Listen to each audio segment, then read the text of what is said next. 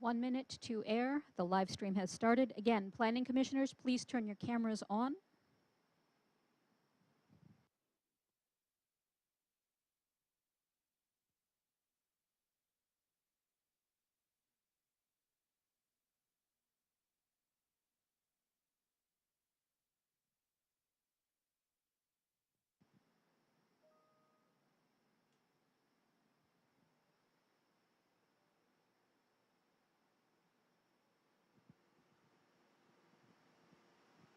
Twenty seconds.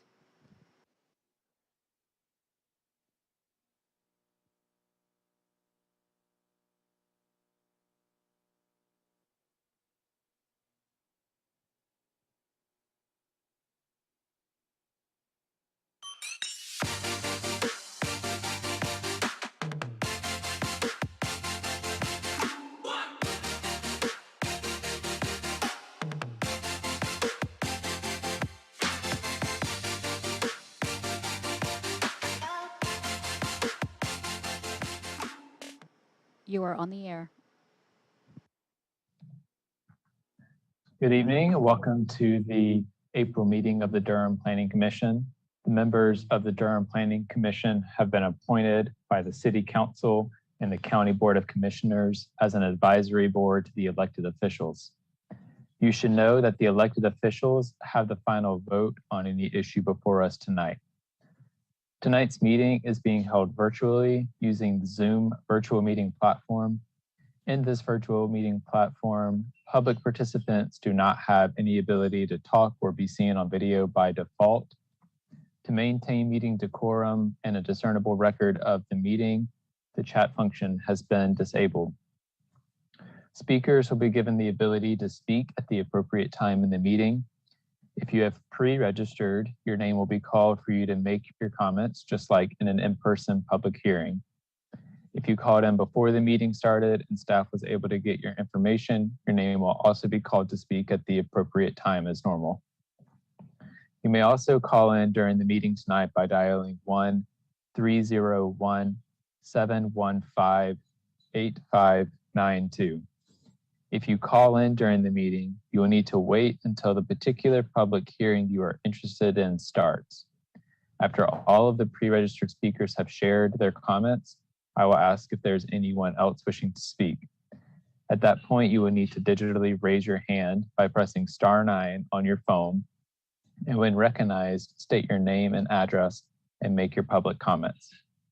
Finally, all motions are stated in the affirmative, so if a motion fails or ties, the recommendation is not favorable. Thank you, and may we have roll call.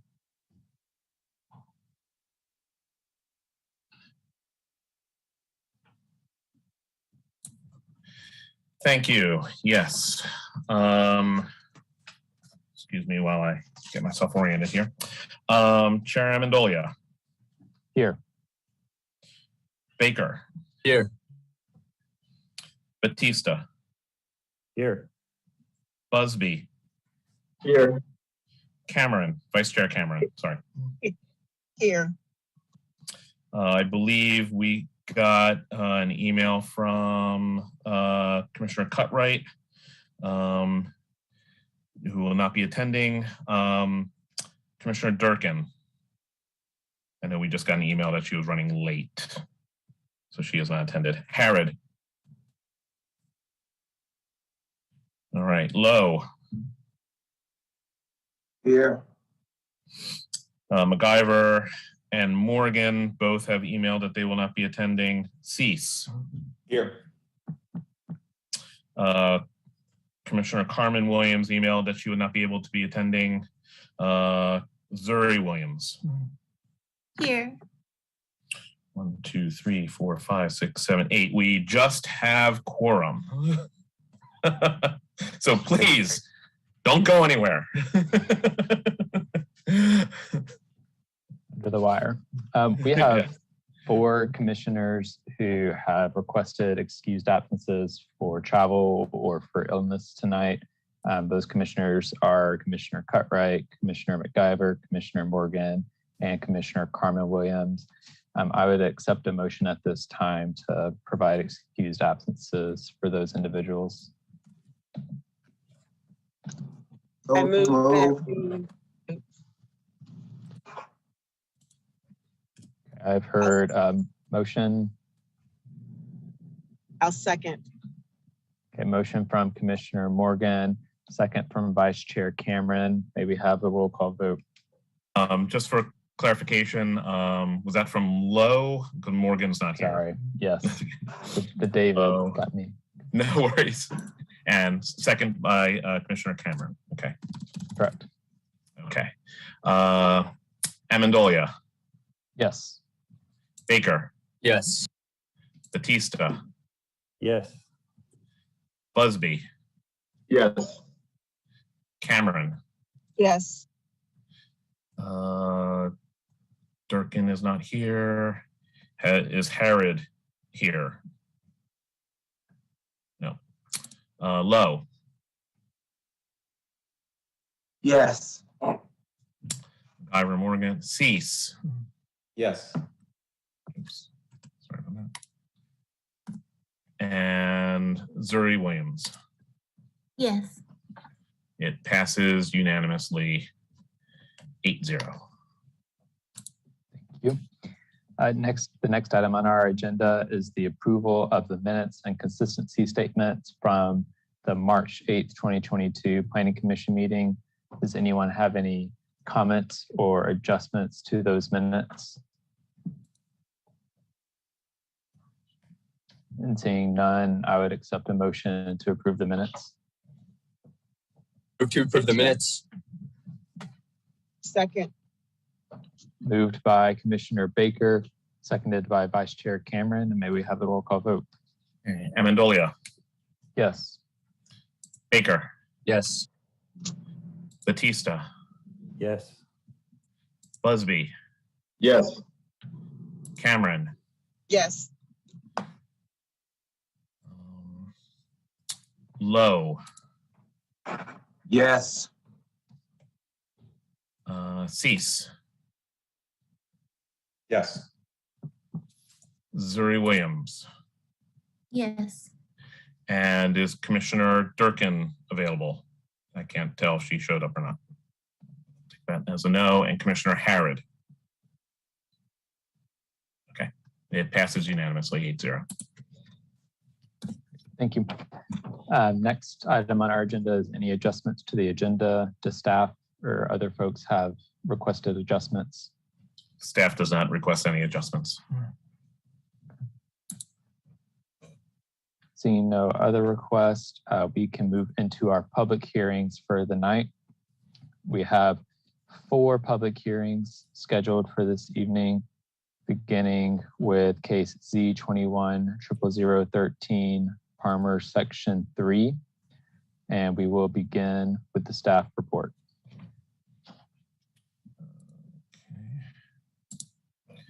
Excuse me while I share screen.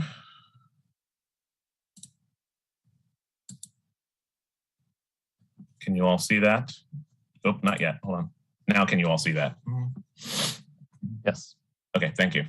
Michael Stock with the Planning Department. Before you is case Z21-00013 Parmer Sector 3. The location is 2102 and 2152 Sohai Drive in the suburban tier. This is a county case and is approximately 4.25 acres of a 51-acre parcel. Current zoning of those acres is residential rural, and the requested zoning is Science Research Park, or RSP, SRP, I'm sorry. The existing future land use designation does have this as research applications, and recreation open space, so there is no needed amendment to the future land use map. There is no applicable zoning overlay. There is no development plan associated with this request. It is a straight zoning to SRP to match the zoning of the rest of the parcel. The application does indicate office uses, but it would allow all the uses, if approved, all the uses available under the SRP district would be available. Here's the context map. Same as in your agenda packet. As you can see, it highlights that 4+ acre site of the overall 51-acre parcel, and you can see that most of the 51-acre parcel is already zoned SRP. The site is within the Research Triangle Park limits, and that is why you see all this as SRP. Here's the aerial. As you can see, there is currently it is an undeveloped site. There is residential to the north and west. There are some non-residential uses. There is a church right across the street. The Triangle Curling Club is right next door to the east. That was pretty exciting. And there are some established more warehousing or industrial uses down further along the Northeast Creek Parkway, which at this intersection with Sohai Drive, it is renamed that. Again, there's no development plan proposed. There's no commitments to be proffered. There was a neighborhood meeting held, and there were a couple of social pinpoint comments that were provided in your agenda packet. Staff determined that the request is consistent with the comprehensive plan and goals and objectives, and any other applicable ordinances and policies. And the applicant is here to answer any questions. I believe they also have a small presentation too once they are able to speak. Thank you very much. Thanks, Mike. And I see Commissioner Durkin has arrived. Thank you. At this time, I'm going to open the public hearing. We have one person who registered to speak on this case in advance, and that is the applicant, Worth Mills. You'll have 10 minutes to give the applicant presentation, and then we'll turn to any other public comment. Thank you, Chair Amendolia, and good evening to the rest of the members of the Planning Commission. My name is Worth Mills with Longleaf Law Partners, here on behalf of the property owner and the rezoning applicant. This request, as Mr. Stock mentioned, is to create a consistent zoning district on the 2102 Sohai Drive parcel that can facilitate future development consistent with the rest of the RTP. Mr. Stock, with regards to that presentation, could you pull that up for me, please? Or sure. Yes, I will do that right now. Thank you. All right. Can you all see that?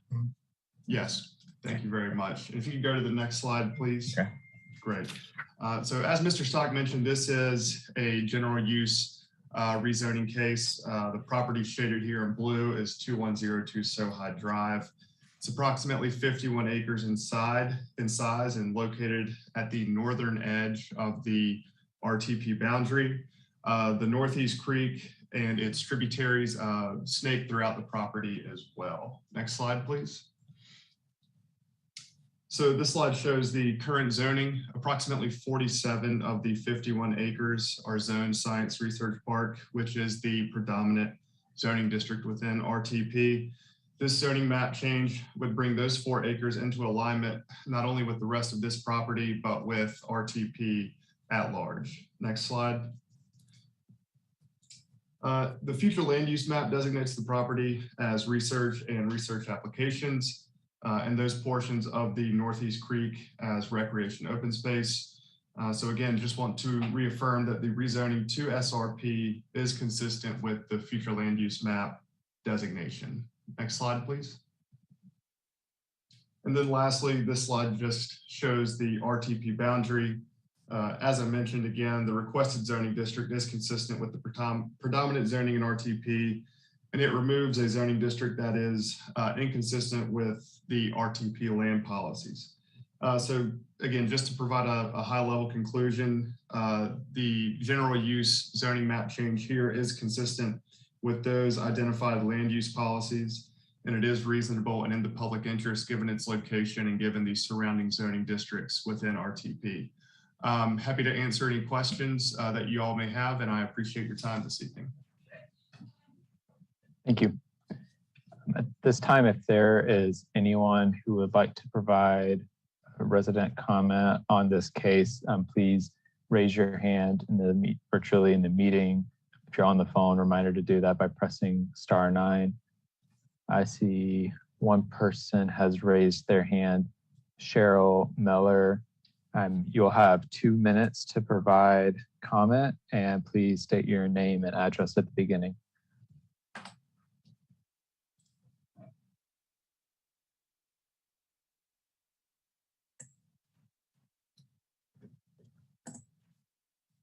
Chair, this is Chris Peterson, Planning Department.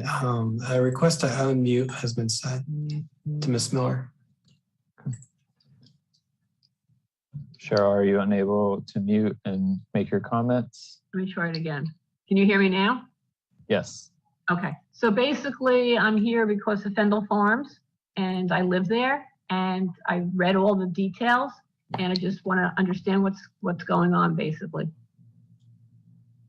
That's it. Okay. Thank you. Are there any other attendees that would like to make comment at this time? Okay. Seeing none, I'm going to close the public hearing and open it up for commissioner comments and questions. Commissioner Baker. Yeah, I've got a question for the applicant. What is it that you want to do? Why are you coming in for rezoning? What's the plan and sort of the timeline moving forward? Yes, sir. Thank you, Mr. Baker. So this rezoning was brought about under a previous property owner.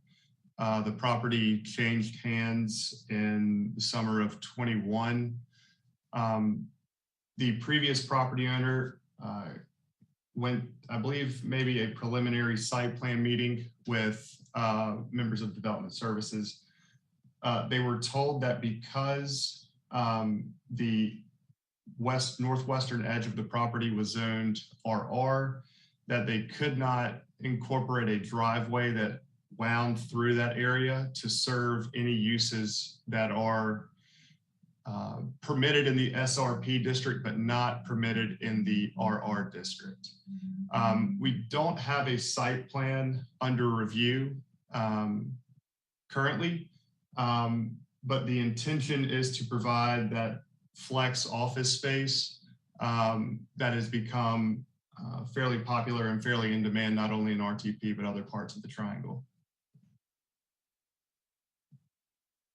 And in order to locate that driveway, we needed to have a consistent zoning district, or at least one that permitted a driveway to serve the uses that are permitted in the SRP district.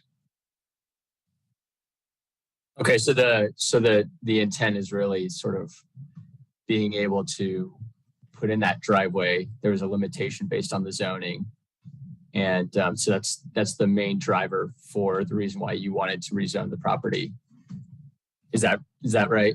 Yes, sir. We needed to create a consistent zoning district so that all of these site features that are serving SRP uses are located on SRP zoned property, if that makes sense. Okay, but there's no site plan yet. Is there sort of a timeline on your end of when something like that might move forward? That I am not aware of, sir. No, sir. Okay, that's all. Thanks. Thanks, Commissioner Baker. Other questions and comments?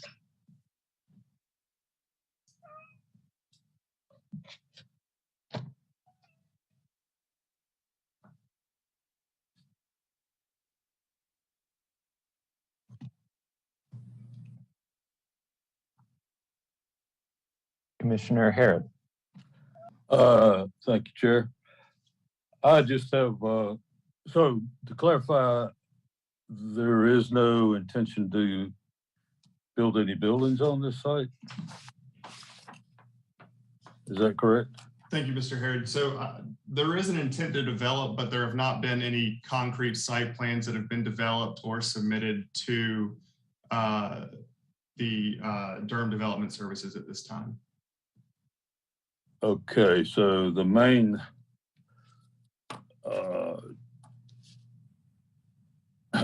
the main driver is to have access to the properties behind, but potentially you could also build on this site. Am I Yes. reading that right?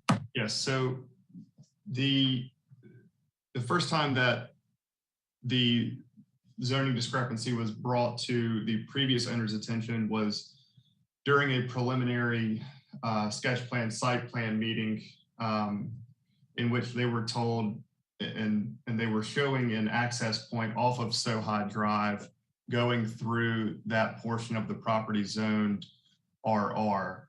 And they were told, and we got confirmation from this, or on this question, that you could not locate a driveway on residential property that serves non-residential uses. And so essentially we needed to create a consistent zoning on the property before really progressing with any site plan. So in my mind, removing this inconsistency between the RR and the SRP would then give the owner a little bit more confidence to move forward with future development. Okay, appreciate that. Somewhere in the comments, and I don't know, this is probably not official. It says something about 2 office buildings. Is that the intent? Yep. So under the previous ownership, their intent was to construct 2 kind of flex office space buildings. Since the property has changed hands, the future development is still to be determined. And the number of buildings, the total size of the development, still being deliberated internally. Okay. And also curious as to, for the applicant, as to why the little piece across the road is not included in this rezoning.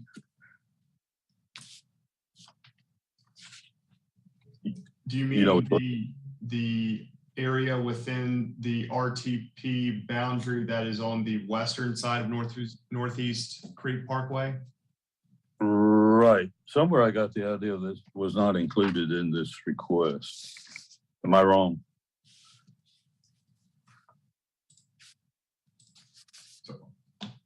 That portion is not included in the request. That is correct. It's just the 51 Right. acre site that's highlighted in the maps. Yes. Right. Thank you. And so my question is, what the reason is for not including that.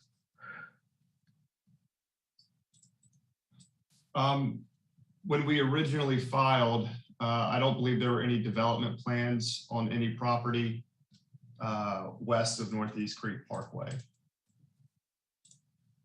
So everything would have been located southeast of Sohai Drive, which then kind of runs into Northeast Creek Parkway. Okay, one of my reasons for asking that, I don't think you had a whole lot of participation in the neighborhood meeting, but somebody asked, would you be willing to leave that undeveloped? So I don't know if you're prepared to answer that question or not. Right, and to my knowledge, I believe that is an entirely separate parcel, and I don't know if there was some confusion during that neighborhood meeting as to what was specifically being rezoned, but the only portion that we're looking to rezone are the 4 acres, approximately 4 acres that are southeast of Sohai Drive, and any future development, I feel pretty confident in saying would be located southeast of Sohai Drive. Okay. All right. Well, thank you very much. Thank you. Thank you, Commissioner Harrod. Other questions and comments?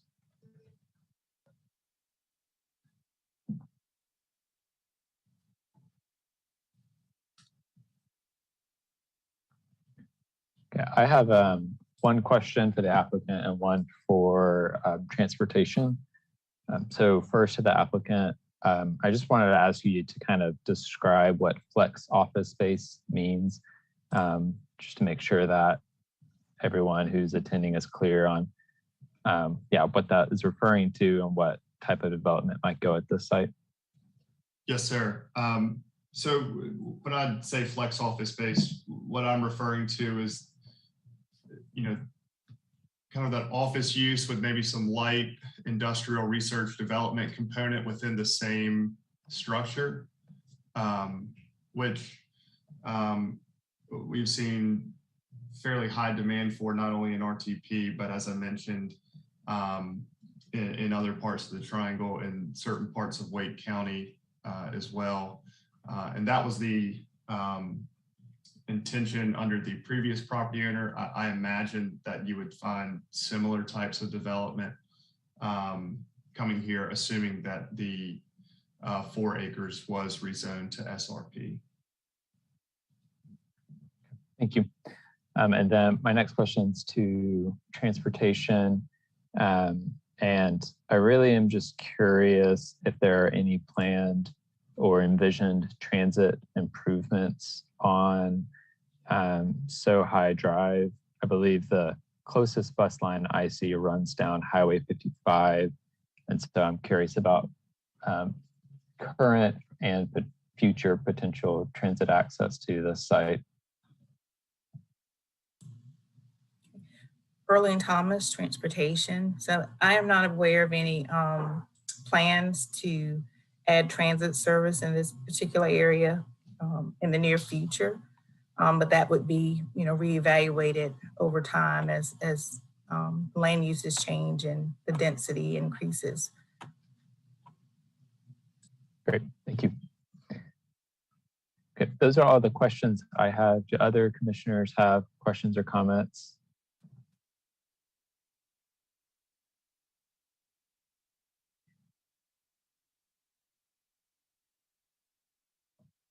So I would just say, to me, this case feels fairly straightforward. It seems to make a lot of sense for the applicant to be able to align the land use and ensure that the envisioned office space can happen. The way that this particular parcel is shaped, I don't necessarily see it being used much differently than I think what we've heard described, which I recognize is a little bit vague at this time, but to me, it seems pretty straightforward.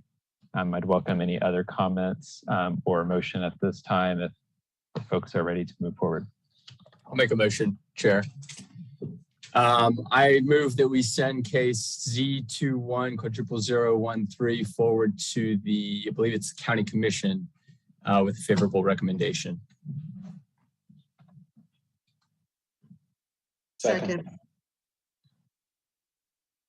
Moved by Commissioner Baker, and I'm going to break the tie with Commissioner Cease on the second, and maybe have the roll, or is there any further discussion on the motion? And maybe have the roll call vote. Amendolia, Yes. Baker, Yes. Batista, Yes. Busby, Yes. Cameron, Yes. Durkin, Yes. Harrod, Yes. Lowe, Yes. Cease, Yes. Zuri Williams. Yes. It passes unanimously. Thank you. Thank you. Thank you all. Thanks to the applicant. All right, we're going to go ahead and move on to our next case. That is case Z210014 East Cornwallis Commercial. And we'll begin with the staff report. Okay, let me pull that up right quick.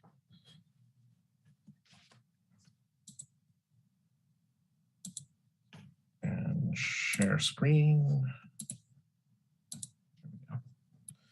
All right, can you all see that? Yep. Excellent, thank you.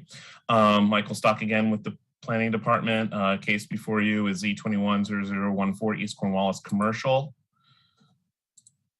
The site is one parcel, again, that has two addresses on it, 1606 and 1608 East Cornwallis Road, located in a suburban tier in the city. The site is just under 1 acre. It is currently zoned residential suburban 20 or RS20, and the request is a general, commercial general with a text-only development plan, or CGD. The future land use map does designate this as commercial, so there's no change in the FLUM required. There's no applicable overlay, and there is a list of proposed prohibited uses that include multifamily, family care, other residential, group living, educational facilities, medical facilities, place of worship, electronic gaming, it says firing range, nightclub, bar, outdoor recreation, and payday lenders.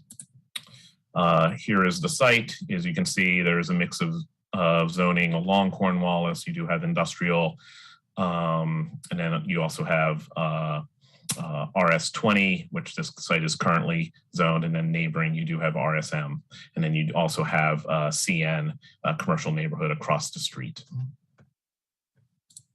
And then here is your aerial. There is a farm located just to the, well, there's one residence adjacent to the north along Cornwallis. Again, a little bit further north west, you do have a farm, and then you have, I believe, the UDI industrial complex. Then you do have apartment complexes adjacent to the south and across the street to the east. Again, here's the list of prohibited uses that's re-indicated and included in your agenda packet. There was a neighborhood meeting held, and there are social pinpoint comments included in your packet. And except for the intentional planning and decision-making objectives, staff does determine that there is consistency with goals and objectives and the comprehensive plan and other adopted plan policies. I believe the applicant is here to discuss. Thank you very much. Thank you, Mike. At this time, I'm going to open the public hearing. We'll begin with the applicant presentation. I believe Mr. Neil Ghosh is with us to make that presentation tonight. And Mr. Ghosh, as usual, please let me know if you have any other members of the applicant team with you tonight. Hey, You'll have 10 minutes. Okay, thank you, Chair Amendolia. I think my client and owner of the property, Raj Virk, also signed up. I don't think he intends to speak, but just wanted to point that out. Thank you. All right, so good evening, Chair Amendolia, Vice Chair Cameron, and members of the Planning Commission. I am Neil Ghosh with the Morningstar Law Group, now at 700 West Main Street in Durham. I'm representing the owner of the property, which also is the applicant for this rezoning. I want to thank staff, Mr. Stock, for his presentation. As was mentioned, we are seeking to rezone this property from its current single-family residential zoning to commercial general with a text-only development plan to eliminate certain uses from being allowed on the property. I don't know if you've been out to this region, but if you have, I think you might agree there is a strange mix of uses in this corridor. There are some multifamily and other residential uses nearby. The site also backs up to some other industrial uses and the UDI campus. So for us, the main challenge for this site was figuring out an appropriate range of uses given that context, which is not really necessarily an easy task. Ultimately, we have concluded that this parcel may be appropriate for a non-residential use. Given its placement between UDI and residential, it seems to make sense that this parcel could be something less intense than industrial uses, but more intense than residential, in order to provide a kind of transition, at least in intensity of uses. The current RS20 zoning, I would think, clearly does not seem like the best use for this property, especially given the numerous residential opportunities already in the area. Moreover, there is a bus stop about 300 feet south of the site. A non-residential use here presents a better opportunity to leverage the availability of transit in this area, especially on such limited acreage, than would a single family residence. That having been said, at the neighborhood meeting, some folks did express concerns that this site might also be developed for multifamily, which in their eyes was not desirable. As a result, we are proposing to eliminate residential uses on this property, including multifamily. We also have eliminated a host of other uses like educational facilities, medical facilities, and places of worship, which can sometimes be high traffic generators. Furthermore, we have also eliminated uses like electronic gaming, firing ranges, nightclub, bar, outdoor recreation, and payday lenders, which probably are not well suited in proximity to existing residential. This does leave a fair amount of uses which could be established on this property, like a daycare, restaurant, or retail operation. For now, the owner is planning on establishing a small minor vehicle service center to do things like oil changes, brakes, and small jobs like that. It wouldn't be a body shop, nor would one be allowed on this site under this zoning. This is more like a small mechanics garage. I think it previously was indicated that it might be a dealership. I think that was a misnomer. It is a auto-oriented business for sure, in the sense that it deals with vehicles, but this is not something that the applicant intends to use the primary use for a car dealership. Ultimately, this is a challenging site, particularly from a use standpoint. The current zoning is less than ideal, but what the site ought to be used for also is not, easy to determine necessarily. It really is not a great site for a true retail front or restaurant because it does not have visibility or pass-by traffic, which is necessary to make that type of operation a success. At the same time, it is proximate to existing residential, so even a light industrial type use could present challenges. We think the proposed commercial general zoning district with several uses eliminated may be the best solution for this puzzle, and we look forward to getting your feedback in that regard. Thank you very much, and I'm available to answer questions, and I believe my client also is on the line as well. Thank you, Mr. Ghosh. We have two individuals who signed up to speak as opponents to the case. Those individuals are William Bell and William Love. You both will have 2 minutes to make your comments, and please state your name and address at the beginning. I will start with William Bell. Thank you, Mr. Chairman and Vice Chair and members of the Durham City County Planning Commission. My name is William V. Bill Bell, and I serve as Executive Vice President, Chief Operating Officer of UDI CDC, a 501c3 nonprofit based in Durham, North Carolina. UDI CDC is one of the state's oldest nonprofit community development corporations, having been established in Durham in 1974. Our offices are located at 631 United Drive, Suite 100, within the R. Edward Stewart UDI CDC Industrial Park. I'm here this evening to speak in opposition of the proposed zoning change to 1606 and 1608 East Cornwallis Road. UDI CDC owns property at the intersection of Industry Lane, specifically 4601 Industry Lane, and East Cornwallis Road, which on the Cornwallis Road side is within 600 feet of the 1606 and 1608 East Cornwallis Road, for which the zoning change is proposed. We think that the proposed zoning change and its proposed use now is changed. A small, important independent car dealership is inappropriate for this site, and more important, inappropriate for this neighborhood. We view this proposed zoning change as spot zoning, and its use could become an attractive nuisance for this residential neighborhood, which is also across the street from a proposed Catholic high school. When reviewing how the proposed zoning change meets the goals and objectives of the comprehensive plan, we believe that it fails in certain areas, which includes the areas of applicability, which is applicable to most applications. To the planning staff and applicants' credit, they have listed many prohibited uses on page 4, section G in the development plan of zoning map change report, which are otherwise allowed within the CG district. If these uses were not prohibited, they could seriously impact this neighborhood in a negative fashion.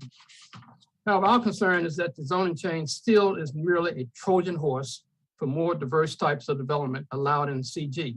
If the car dealership, and now I understand it's a car repair shop, does not work out as planned.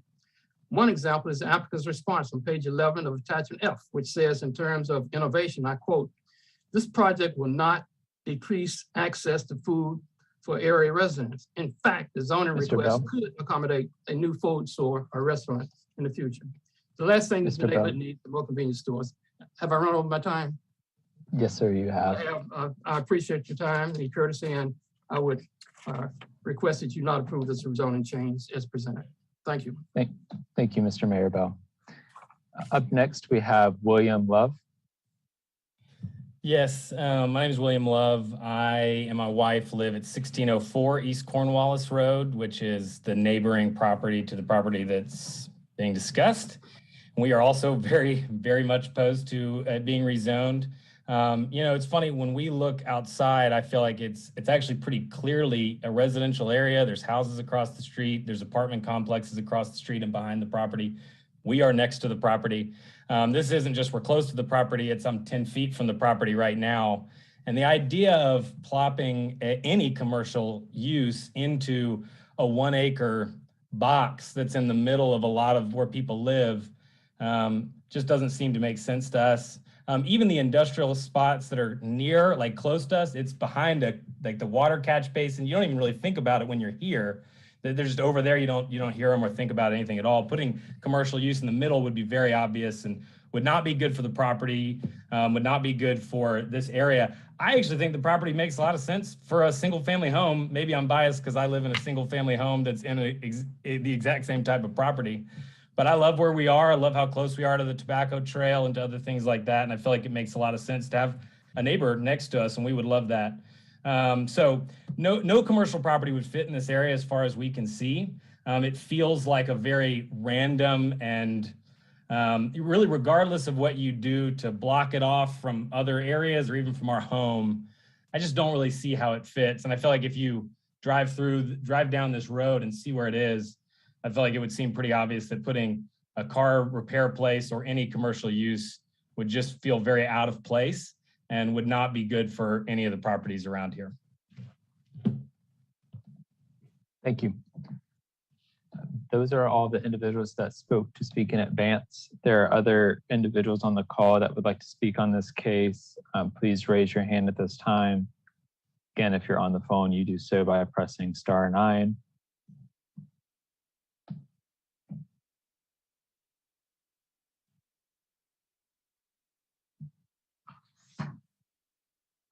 Okay, seeing none, I'm going to close the public hearing and we'll move to commissioner comment and question.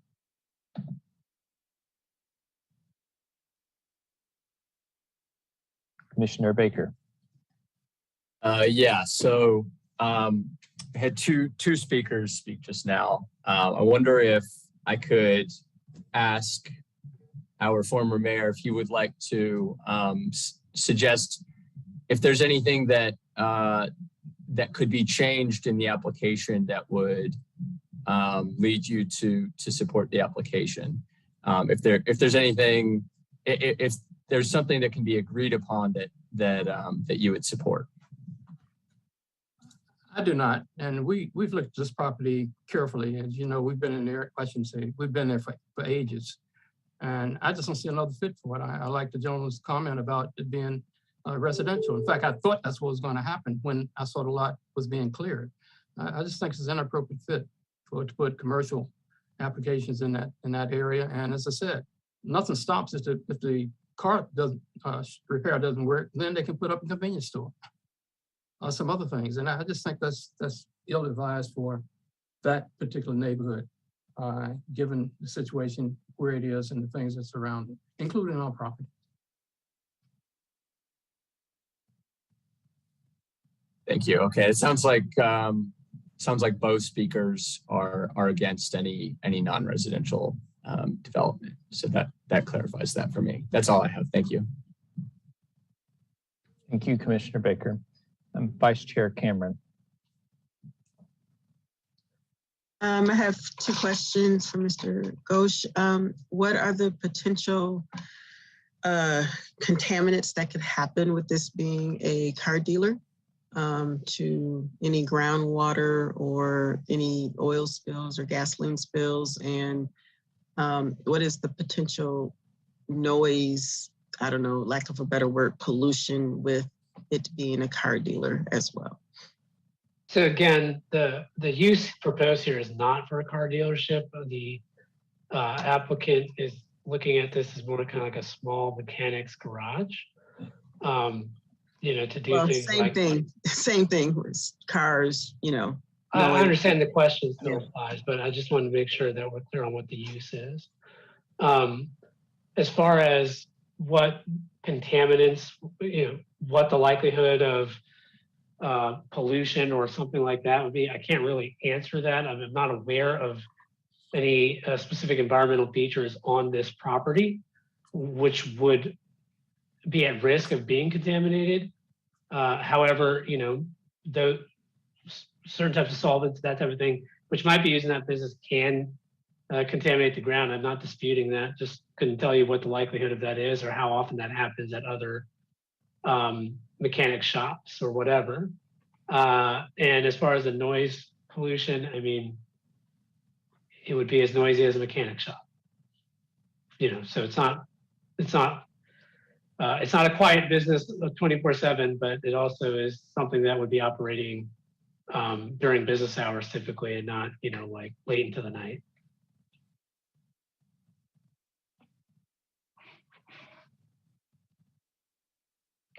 I see Mike Stock has raised his hand.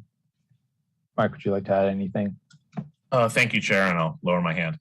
Just for clarification purposes, and it can be addressed now or after any commissioner wishes to talk, but the reference to a small independent car dealership is on the application. So if there was any question about where that came up, that's where it comes up. It's not that the zoning would hold them to having to do a car dealership, but that was listed in the summary of proposed development of the zoning application. And secondly, we would need clarification, I guess, at the end of the comment from the applicant if they are looking to add car and vehicle sales and leasing as a prohibited use, because there seems to be a definitive nature, at least from Mr. Ghosh, that it's not going to be that, but it's not part of the list of prohibited uses. So we would just like to see clarity on that when the time is appropriate. Thank you very much. And Mr. Ghosh, I would go ahead and ask if you can provide clarity on that, because I think it might be relevant moving forward. Sure. Yeah. So, and to address Mr. Stock's question, so as a primary use, vehicle sales is not what is considered here. One, to make sure that prohibiting it wouldn't prohibit maybe kind of like a one-off type of sale of an individual car, consignment, something like that. It would not be the primary use here. And to clarify, is that, are you saying that as an intention, or are you providing an additional? If eliminating this as a primary use would not prevent kind of the one-off vehicular sales, I think we can go ahead and eliminate vehicular sales as a primary use. The site is not anticipated to be used as a dealership. Yeah, that's fine. We can add that. Sure. No problem there. Thank you. Are there additional comments and questions from fellow commissioners? Commissioner Busby. Thanks, Chairman Mendolia. When I read the packet, and I know the area pretty well, it didn't seem like it made a lot of sense.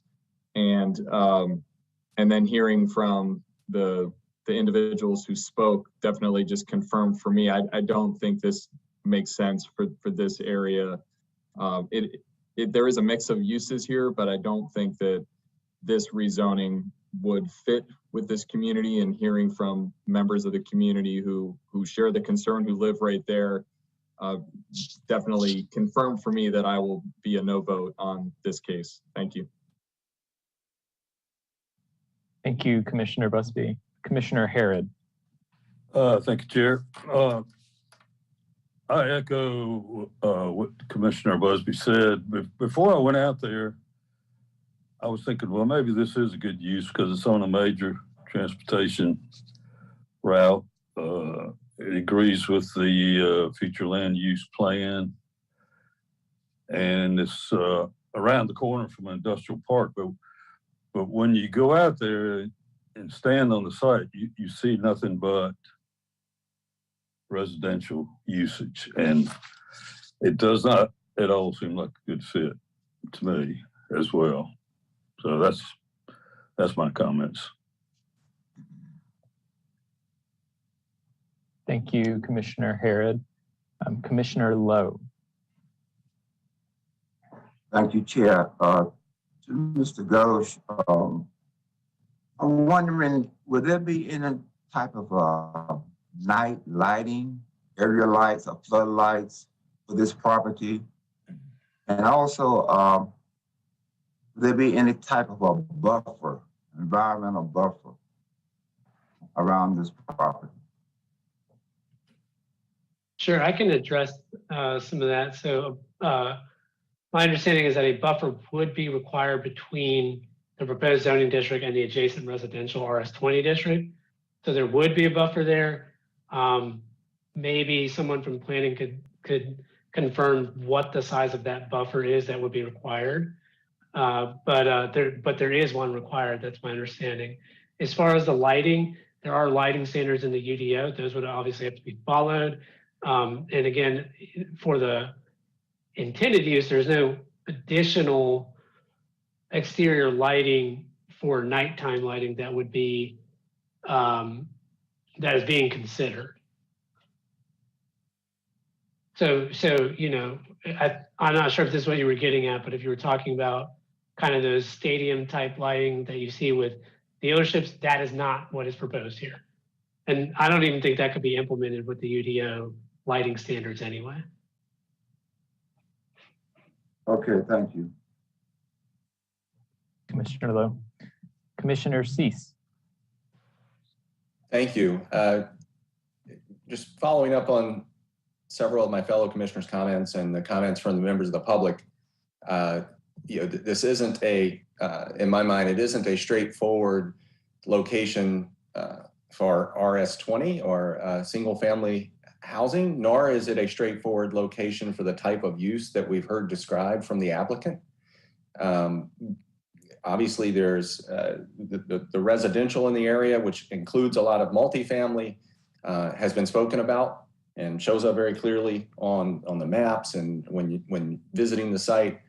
So the other thing that I'll point out that hasn't been raised yet, or at least I missed it if it was raised, is that the property across the street, I believe, is zoned as neighborhood commercial with a development plan. I don't have any idea what that development plan is. It appears to be a vacant site at present.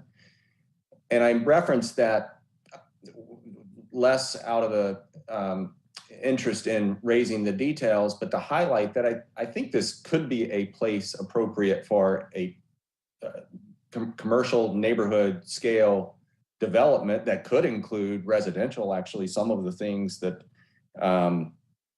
struck me about the text only were those items that were precluded or to be prohibited on the property. And I understand that hearing the public comments, I understand that interest, but I think that, as well as some of these other concerns that we've heard raised, the concern about lighting, the concern about what happens if the first commercial use fails and something else needs to fill into this space, or if it fails and the space is essentially abandoned. I think all of those are very legitimate concerns, and all of those potentially could be addressed with a much more detailed development plan that actually included a graphic plan rather than just text only.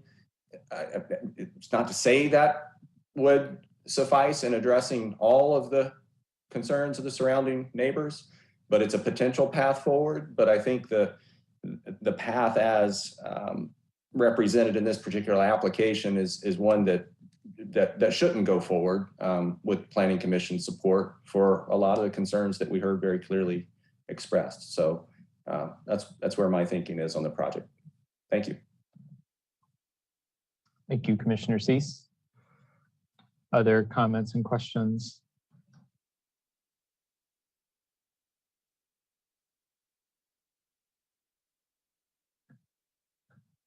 So I first have a question to the applicant.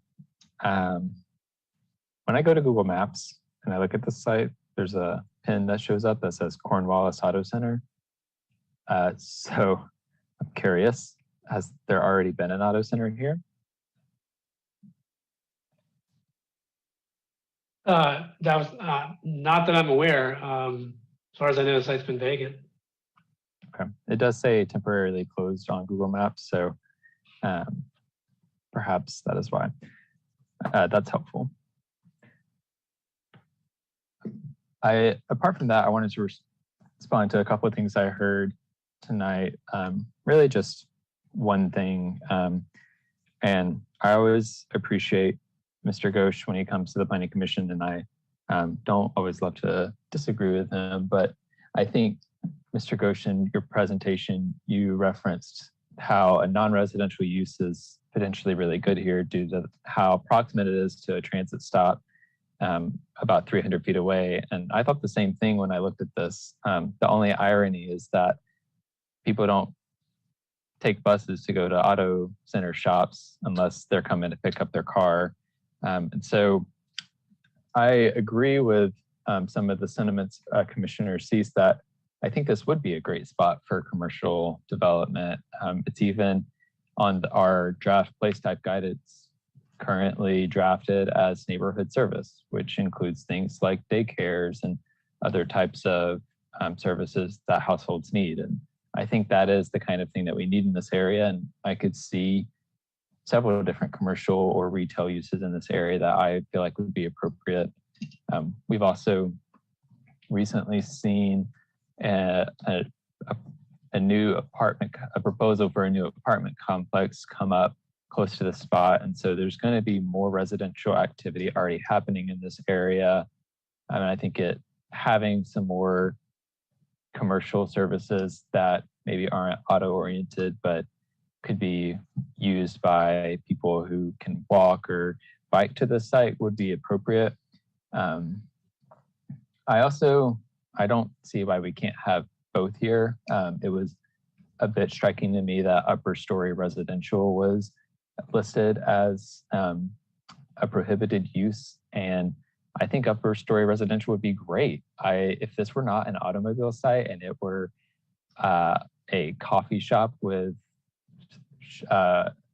apartments above it, I would love that. That would be an incredible place to live and stay, have something that you can use right underneath you, maybe a couple of offices available. Like that's the type of development that I would like to see. And so that I understand striking multifamily from this site given its size, and I understand not wanting a large multifamily development here, even though we could probably squeeze a few units in. But the upper story residential really got me. And I think the bigger thing is just that I agree that an auto service site does not feel appropriate for this site.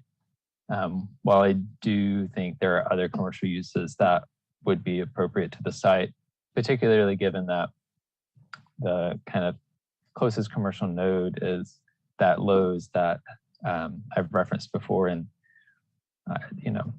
I don't go to Lowe's to get groceries and would like some more food access and this walkable food access and other types of amenities in this area. So I want to be very clear that the reason I'm opposed to this is not because I'm opposed to commercial development in this area, because I think it's appropriate. It's because of the specific use that is being described of the auto shop. I understand having an auto shop out of your home. I took my car to someone recently who is doing their auto shop out of a residential looking area. And it was kind of nice to just go to someone's home and get my car fixed up. But I would like to see a different commercial use in this site. If there are other commissioner comments or questions, I would accept those at this time. Otherwise, I would accept a motion.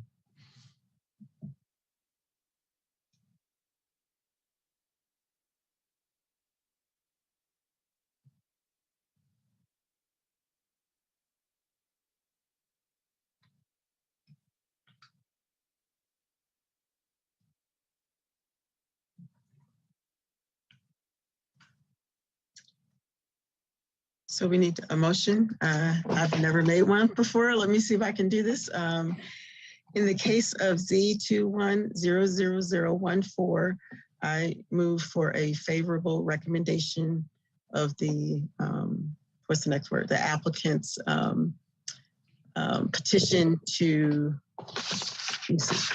rezone from, for the, I got the wrong one in front of me, crap. The text amendment from residential to commercial. To the city council. I have a motion. City council, yes, thank you. Second. Great. Moved by Vice Chair Cameron, seconded by Commissioner Baker. Is there any further comments or debate on the motion? Seeing none, may we have the roll call vote? Thank you very much. Amendolia. No. Baker. No. Batista. No. Busby. No. Cameron. No. Durkin.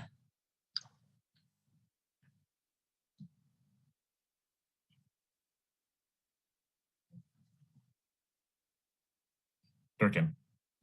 Oh, no. Harrod. No. Lowe. No. Cease. No. And Zuri Williams. No. The motion fails unanimously. Thank you, Mr. Stock, and thank you to the applicant. Next on our agenda is case Z21-00017-5202 Garrett Road. We'll begin with the staff report. And I believe, Brooke, is this your first staff report? Yes, that's correct. So let me just share my screen for a second. All right, can you all see that? Yes. Great, very good. Well, good evening. I am Brooke Roper with the City County Planning Department. I have recently joined the land use team and was formerly part of the policy and urban design teams. So it is nice to see you all in this new capacity tonight. This proposal is case Z21-00017 for 5202 Garrett Road. The following information summarizes the application. The applicant proposes to change the zoning designation of one parcel of land located at 5202 Garrett Road, totaling 1.098 acres. The current zoning is residential suburban 20 or RS 20.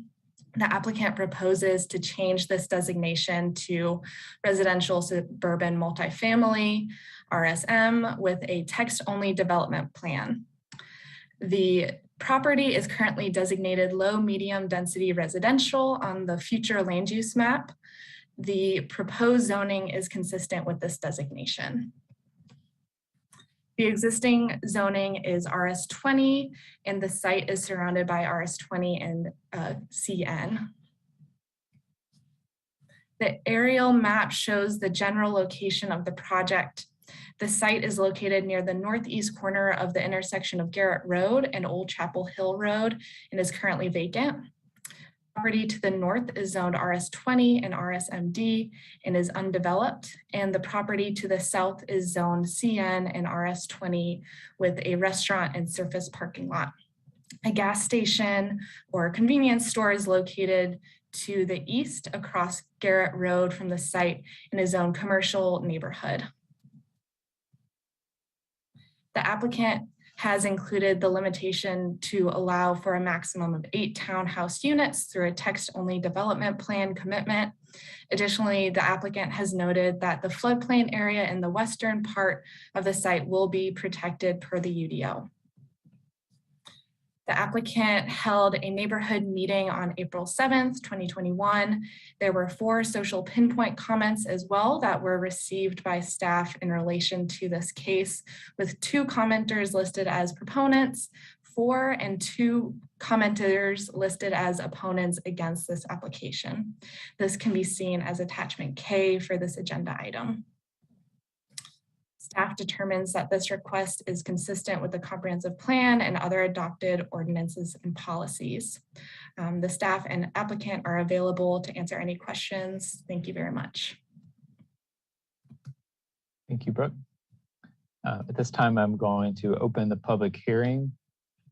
We have the applicant who is available to present. That's Jeremy Anderson. Jeremy, you'll have 10 minutes to give your presentation, and please let me know if there are other folks with you as part of the applicant team.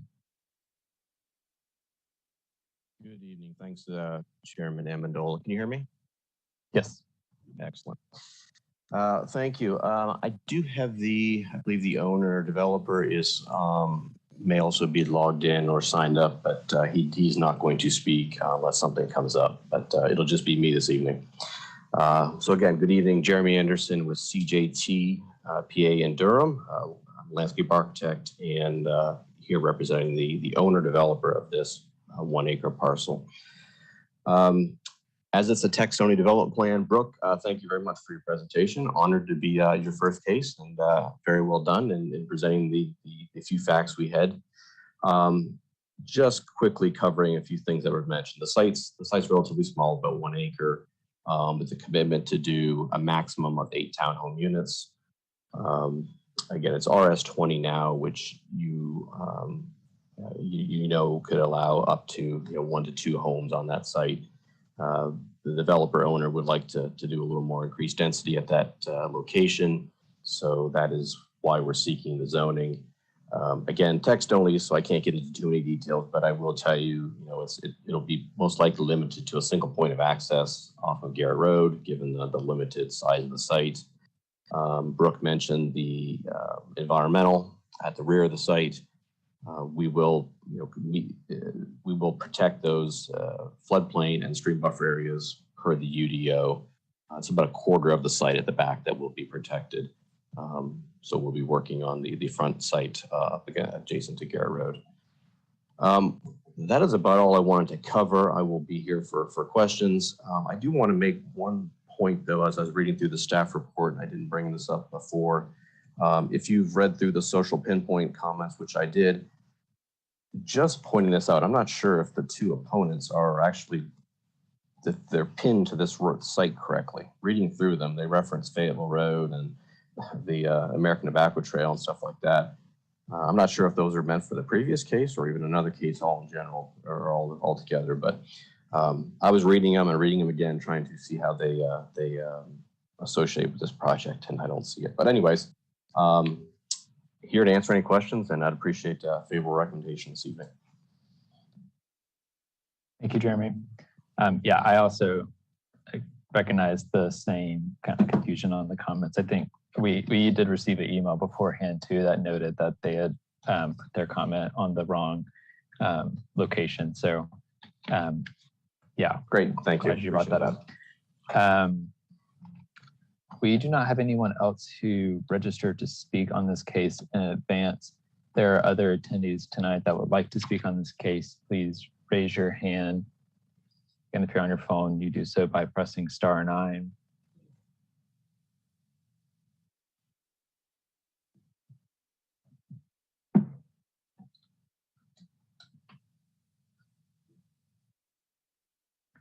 Okay, seeing none, I'm going to close the public hearing and move to commissioner comment and question.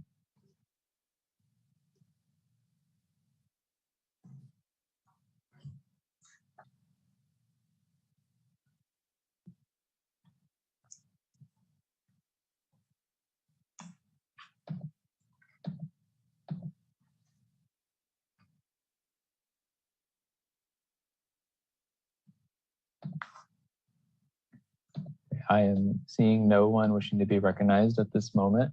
I will go ahead and make a couple of comments for myself. I think to me, this is another fairly straightforward case. I wish it was in a better location, and there was a little bit more access to commercial, but there actually is decent access to bike lanes here. I don't know if I would consider them very safe bike lanes because of just the way our highways art tends to be moved towards auto-oriented forms of transportation, but there is a bike lane along, I think that's Old Chapel Hill right there, that goes all the way up to a pretty heavily commercial site. Again, I haven't ever really seen anyone use it, which is unfortunate. Hopefully we'll pursue some traffic calming measures there to improve that, but this feels fairly low intensity to me. 8 townhomes, that's not a lot, and it feels like we're getting a decent amount out of this parcel for that. And so I am personally in favor of this case. If other folks have questions or comments they would like to raise at this time, please feel free. Otherwise, I'm also happy to receive a motion and move forward. Commissioner Cease. Thank you. Just very briefly following up on your comments, Chair Amendolia, that the configuration of that intersection is one that lends no sense of safety or priority or accommodation or even acknowledgement to folks who may be on bikes, even though it's there on paper and it's there on the books by engineering standards. And so, we have the great support of Earlene Thomas to help walk us through transportation questions and walk us through a lot of really minutia around the transportation issue. But I think this is a good point to say that yes, the site it's small. Your reference about wishing that it would be in a better location. I mean, this is a very viable use given the constraints that are there, but hopefully the dominance of the engineering approaches that created that intersection are in our rearview mirror, and that as our city transportation, county transportation official, and work with the DOT at all levels, that Durham can be at the forefront, or at least can be reoriented towards designing streets and intersections, even in suburban contexts like this, that accommodate people who may be on foot or on bike with dignity. And this intersection is kind of a poster child of the failures of that in every regard.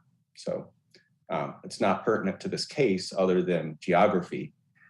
It is pertinent and will become very pertinent for the future residents of this place. But nevertheless, I think it's a pretty straightforward case in terms of advancing it. Thanks. Thanks, Commissioner Cease. Other commissioner comment or questions?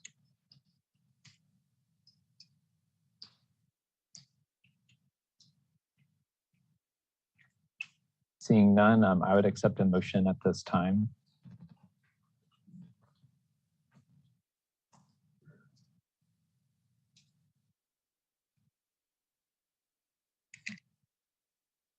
I'll make a motion, Chair. I move that we send case Z21 00017 forward to the City Council with a favorable recommendation. Second. Moved by Commissioner Baker, seconded by Commissioner Busby. Is there any comment or further debate on the motion? And if not, can we have the roll call vote? Thank you. Amendolia. Yes. Baker. Yes. Batista. Yes. Busby. Yes. Now Cameron, Vice Chair Cameron has left the meeting. I'll have to review the rules of procedures to see whether she, without an excused, I don't think we get that she may have there might be an automatic vote on her part. Durkin. Harrod. Yes. Lowe. Yes. Cease, Yes. and Zuri Williams. Yes. It passes unanimously. Thank you, Mike. Thanks to the applicant team. Thank you, everybody. Have a good evening. You too. With that, we'll move to our last case of the evening, case Z21-00027-5909 Leesville Road. I will go ahead and note up front, we're about 45 minutes away from the 2-hour mark.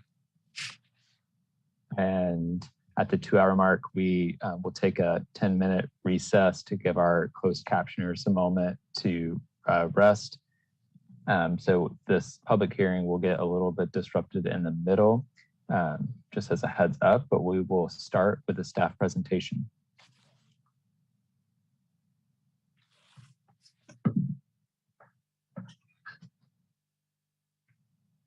Can everyone hear me? Yes. Let me get my PowerPoint going here. And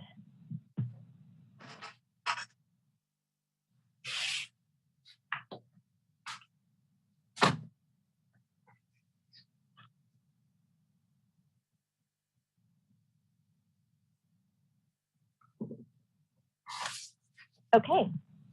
I'm Leah Larkins with the City County Planning Department, and this request is for case Z21-00027-5909 Leesville Road. The request has been received from Tim Sivers of Horvath Associates for 2 parcels located at 5909 and 6301 Leesville Road, totaling approximately 87.993 acres. The site is within the county's jurisdiction and in the suburban development tier. There is an associated annexation case which proposes to bring this parcel into the city boundaries. The applicant proposes to change the zoning designation of the site from residential rural to planned development residential 3.755 or PDR 3.755. The site has an overlay of FJB and there is no proposed change for the overlay. The proposed rezoning would allow for the construction of up to 330 townhome units. On the future land use map or FLUM, the parcel is designated as low density residential, 4 dwelling units per acre or less. The proposed zoning map change is consistent with the existing FLUM designation. The context map shows that the site is currently zoned RR. The property is surrounded by PDR 2.944 and PDR 2.903 zoning to the north and west, residential rural and PDR 3.236 to the east, and PDR 3.7 and residential rural to the south. The 3 parcels located on the north side of Leesville Road are not included in the rezoning or related annexation request. This aerial map shows the boundary lines of the property as well as the site's proximity to existing residential development and to Leesville Road Baptist Church, an established place of worship.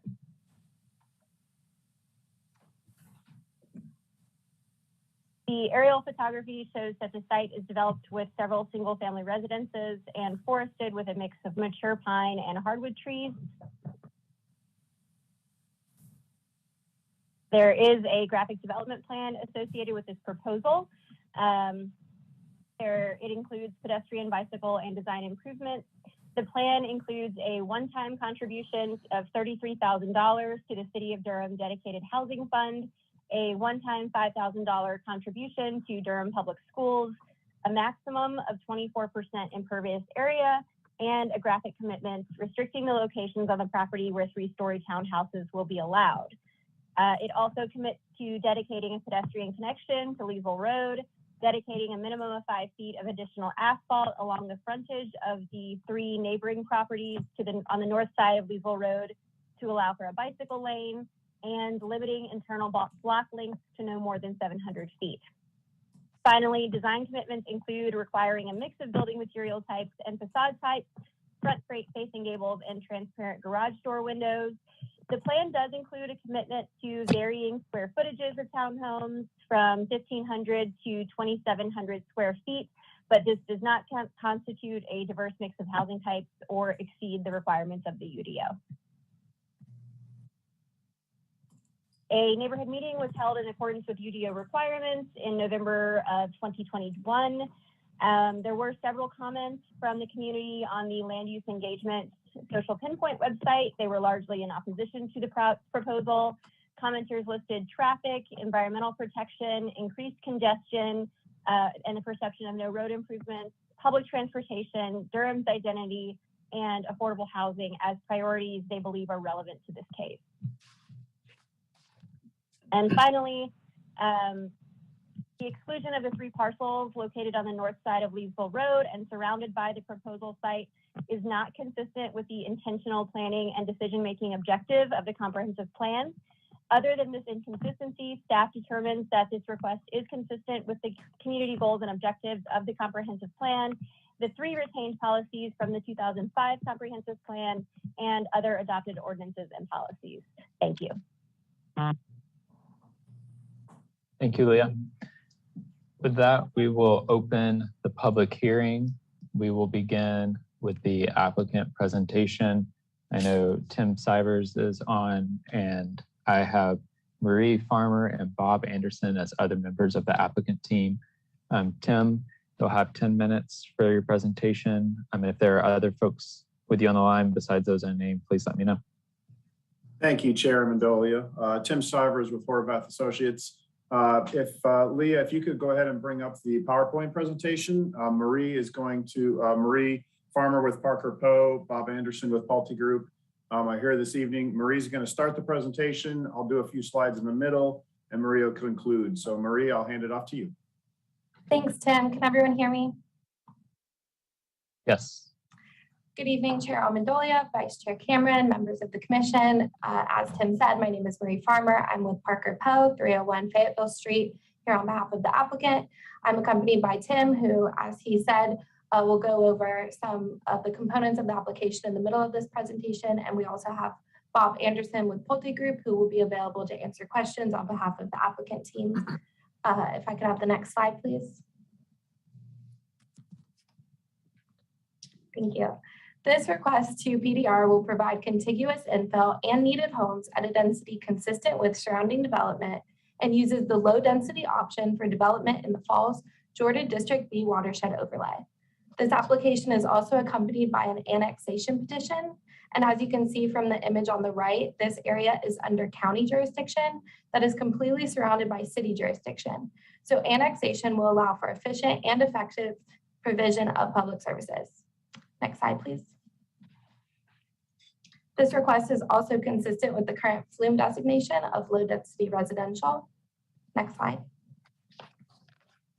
And this development proposes a change from rural residential to planned development residential with 3.7 units per acre. And as you can see, the parcels are surrounded by PDR zoning to the north, south, and west. And I would now like to hand it over to Tim to go over the development plan, text and design commitments, and some of the traffic commitments and improvements. Thank you, Marie. On my end, it looks like the development plan is not showing on that slide. Is that the case? I do not see it either. Okay, that was included, so it looks like just a few technical difficulties, but the development plan is in your packet. If you would be so kind to flip to that item, I would appreciate it. But again, Tim Sivers with Horvath Associates, 16 Consultant Place, Durham, North Carolina. So as hopefully you can see on a development plan that's hopefully in front of you, that is a development plan for the project. You can see there are some larger 150-foot perennial stream buffers that are proposed for this site that are in excess of the 100-foot requirement. Those are identified by the solid gray hatch to the east side of the proposed development. There are many asterisks spread throughout our entire project area, which represent tree preservation areas. Those are located within the stream buffers, but also outside the stream buffers along Leesville Road, as well as along the existing Fendel Farm subdivision, as in addition to the northeast corner of the project that will remain undeveloped. There's 2 vehicular stream crossings, as well as 3 utility stream crossings. The primary access point will be on Leesville Road with secondary connections into Fendel Farms. Additional street stubs are proposed on the indicated on the development plan. The blue line on this development plan along the western property line illustrates that this area will not contain 3-story townhomes, which was a direct request from the adjacent homeowners. Next slide, please.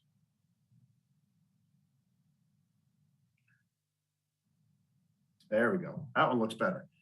Some of the project key commitments include 2 different types of townhome units, a maximum of 24% impervious area, which is less than the majority of the recent developments in the area, 27% tree preservation, of which 7% will be outside the stream buffer, again, in excess of the 20% required per the UDO, and in addition, more than the majority of the recent developments in this area.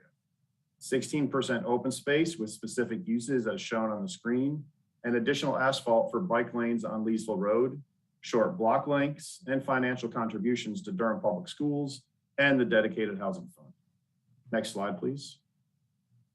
Additional design commitments, which will promote variation in home appearance, include a variety of building materials, not permitting identical exterior elevations or color palettes on adjacent buildings, providing distinctive architectural features and front-facing gables, while requiring transparent windows and or decorative hardware on the garage doors. Next slide. This development will also provide its fair share of traffic improvements in the area. They include a traffic signal at Leesville Road and Fendel Farms Parkway, based on NCDOT warrant study. Primary access point on Leesville Road will have 1 ingress and 2 egress lanes within the subdivision, as well as an exclusive eastbound and exclusive westbound turn lane improvements on Leesville Road. Access points 2 and 3 are both extensions of the existing street stubs within the Fendel Farms community. In addition, there are off-site traffic improvements along Leesville Road, Carpenter Pond Road, and Andrews Chapel Road that are also required in other developments in the area. Next slide, please. This slide graphically shows, or it doesn't, sorry about that. This slide should graphically show the improvements on Leesville Road and on the development plan that you hopefully have in front of you. There's information there that shows the improvements that will be at Leesville Road at the primary access point, which again are exclusive eastbound and westbound turn lane improvements. Next slide, please. And this one isn't working either, but this was an aerial image of the traffic signal location, which is proposed at the intersection of Leesville Road, Fendel Farms Parkway, and I believe to the south, it's Del Webb Arbors Drive. Next slide, please. And hopefully it's working better. There we go. So there are a few clarifications that we do want to make tonight. And these have been provided to the planning department in advance of this hearing. These include a change to text commitment number 7 to commit to a minimum of 20% of the proposed units shall be rear alley loaded. We wanted to ensure that we're very specific in our commitment to provide more than one type of townhome here. Based on city feedback, we had a change to commitment number 12 to remove the payment in lieu option and add if right-of-way acquisition is not required to the beginning of this text commitment. This commitment is referenced to providing a bike lane at the frontage of the adjacent parcels along Leesville Road. In addition, about 2.5 weeks ago, our team met with some neighbors of Fendel Farms directly adjacent to the proposed development, and they requested a few modifications that I'd also like to include and provide as commitments this evening. Revising the blue designated line that's on the development plan we discussed earlier to not include rear loaded units. We will extend that same line further north. I'm sorry, can you go to the next slide, please? Back one slide, we missed one. All right. Anyways, we will, on the development plan, we'll extend that same blue line to the north. Initially on this slide, it says north to Ashton Oak Drive, but based on additional information as of Friday afternoon, when I spoke with other neighbors, we are committing tonight to extend that blue line all the way to the property line along the western property line. So it's going to follow the entire property line. And in addition, the neighbors asked that we illustrate a 6-foot tall fence, a screen fence, adjacent to those homeowners in the southeast corner of Fendel Farms. So as you're looking at the development plan that's in your package, where that blue line stops approximately halfway along the project boundary, it will follow the entire project boundary along the western property. The final item is just simple clarification on the current text commitment to ensure that all exterior front elevations and color palettes are not identical on adjacent buildings. So as we go to the next slide, I would like to hand this presentation back over to Marie, and thank you for your time. Thanks, Tim. We just wanted to end our presentation by showing our consistency with the comprehensive plan. So first, these are some of the adopted community goals and objectives for the new comprehensive plan we demonstrated in this application. We demonstrated these through community engagement. As Tim discussed, he met with neighbors several times, has been emailing with neighbors, and we also had direct outreach with members of the Leesville Road Coalition. And these were also demonstrated through our text and graphic commitments. Next slide. In addition to the community goals and objectives, this request is also consistent with the 2005 comprehensive plan. We are consistent with these policies because the proposed growth does not exceed the ability to provide essential services. The increased traffic generation will not exceed the 110% threshold, and the existing roadway capacity can accommodate increased traffic generation. Next slide. And finally, although plan consistency is the predominant consideration here, this rezoning is also consistent with UDO section 3.5.10. This request is compatible with the present zoning and conforming uses of the nearby property and with the character of the neighborhood. It is suitable for uses permitted by current versus the proposed district. It improves the balance of uses and meets demand in the city. And there is adequate road, wastewater treatment, water supply, and stormwater drainage facilities available for the proposed use. And with that, we will end our presentation and reserve any remaining time for rebuttal if needed. Thank you. Thank you both. And just so you both are aware, you have expended your 10 minutes. But if there's follow-up questions we need to ask, commissioners can address those to you at the appropriate time. At this time, we're going to move towards resident comments. We have 4 people who signed up as confirmed to speak as opponents, and 6 people who stated they were undecided on speaking, but registered as opponents as well. We'll begin with those who confirmed they would like to speak tonight. Those 4 individuals are Stephen Mill, Helen Schur, Edward Steiner, and Michelle Canfield. We'll begin with Stephen Mill, and you'll have 2 minutes to make your comments, and please state your name and address. Hi there, can you hear me? Yes. Okay, thank you, Mr. Chairman and members of the Planning Commission. Stephen Mill, 1021 Restoration Drive in the courtyards at Andrews Chapel, and co-founder of the Leesville Road Coalition. I don't believe anyone authorized to speak on behalf of our group were contacted by the developer. Thanks for the time to comment and to make a request. We've been working on a comprehensive traffic study across Southeast Durham with a focus on Leesville Road. The Planning Department impact study for each application only assesses the number of vehicle trips the development being considered will contribute to the maximum set by NCDOT. The challenge is that the Planning Department has never added up the impact of these developments already approved to compare that number to the maximum. Here's our top line findings. City Council has approved 4,200 new homes in Southeast Durham since 2020, with 2,700 more in the queue before this one. In addition, there are 935 homes being built by right. With just the homes already approved, Leesville Road will exceed the maximum NCDOT daily driving trips the road can handle by a factor of 2.5. We're happy to share the details of our analysis. And by the way, the total for this development in their document is pretty close to ours.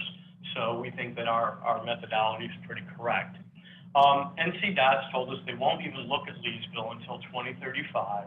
There's literally no public transportation on Leesville Road and the directly surrounding area. Go Durham can't even staff the routes they service now, and sidewalks and bike lanes are sporadic due to the mix of city and county land along Leesville. Any new developments in this area will only compound the issue unless corresponding feeder roads are built and improvements to existing roads and public transportations are put in place. Additionally, fire station Mr. 17 Mill? is very close to this. Yes. Yeah, you've reached your 2 minutes. Please finish your, All wrap right. up your comments. We're asking for a 3-month delay so that we can have meetings with the largest developers in the area, the mayor and city council, Congressman Zach Hawkins and Mike Woodard of the Transportation Committee, and of course, our friends in the media. Thank you, Mr. No. Helen Schur.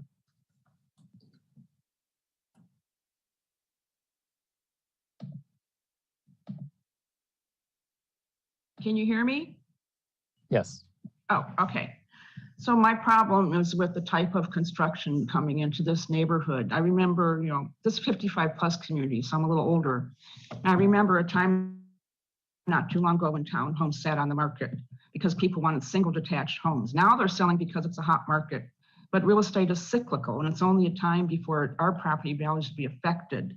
As far as the traffic light that's been talked about, we wouldn't need a traffic light if we had another light community built near us. It's going to affect our, city planners. If they keep allowing developers to build high density living communities, then it's going to affect the area around it. People want light communities around them. There's already a townhome that's been approved at the corner. And I know that's going to affect the property value of the neighbors that live down there. Because, if I were living in this area or coming in and townhomes were all around here, I would just keep driving and look for another area where I had like buildings. It's going to affect us.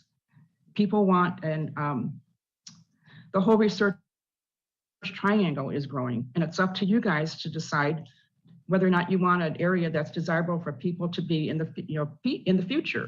Multi-level townhomes, condos, and apartment buildings should be built near businesses, office buildings, restaurants, and shopping. That's where people want to live who don't want yard work and want less house upkeep, close to amenities. We need more planned communities and single detached home neighborhoods geared towards families and active community living that are built near parks and sports fields and swimming pools. That's what's going to keep our property values up. I know the property values are going to be affected because I wouldn't want to live by a bunch of townhomes. And I just want to maintain a good quality life in this area. And that's it. Thank you, Helen. And Helen, could you please provide your address for the record? Oh, it's 1207 Farm Leaf Drive in Durham. Thank you. Thank you. Edward Steiner, you are up next. Please state your name, address, and you'll have 2 minutes. Edward Steiner. I live with my wife at 1120 Needlegrass Court. This is lot number 4 on the applicant's map. It is in the cul-de-sac on Needlegrass. We've lived here for 3 years. When we were looking to build our custom home, we were very concerned about the surrounding environments over the long term. We considered the following items. What the surrounding homes look like. By building in a Lennar community, we were assured the surrounding homes would have a similar character to our home. Fendel Farms would have a strong HOA to protect the character of our development. And we looked closely at which lot to purchase. Lennar assured us that the wooded hillside north of lot number 4 would remain undeveloped. Durham assured us via zoning that the wooded area to our east would remain zoned as rural residential and have single-family homes. Based on these assurances, we decided to pay a lot premium of $50,000 for our home site. We've enjoyed the surrounding environment for 3 years. Now we find ourselves in a situation where Durham may change the zoning to change the rural residential to allow multifamily. These townhomes would be 2- and 3-story structures that will substantially change the environment to our east. We understand that the developer could build 102 single-family lots under the current zoning, but we felt protected by the Durham zoning laws from a zoning change that would allow 330 townhomes. We felt zoning laws protected us from this drastic change. I did provide a write-up, and I had several comments on the applicability attachments. I'll go over the ones that seem the most important to me. The one of them is page 4, objective equitable access to green space. I don't understand how changing 102 single-family homes to 330 homes protects the green space. It also doesn't protect our view of green space. Excuse me, Mr. Harmonious. Steiner. Okay. You've hit your 2 minutes. Did you get my write-up? Will it be part of the record? Are you referring to additional comments outside of the comments you just made? No, I sent in a written statement earlier to the website. I will defer to staff on finding that. If you submitted it today, it likely did not make it into our report, but staff can track that down and share that with the Planning Commission members. Thank you.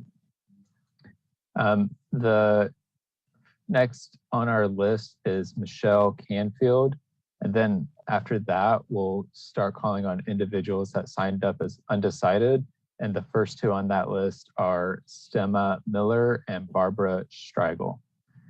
Michelle, you'll have 2 minutes. Please state your name, address, and make your comments. Yes, my name is Michelle Canfield. I live at 1402 Tamarisk Lane. So we live at the end of the street that would connect us to this new subdivision.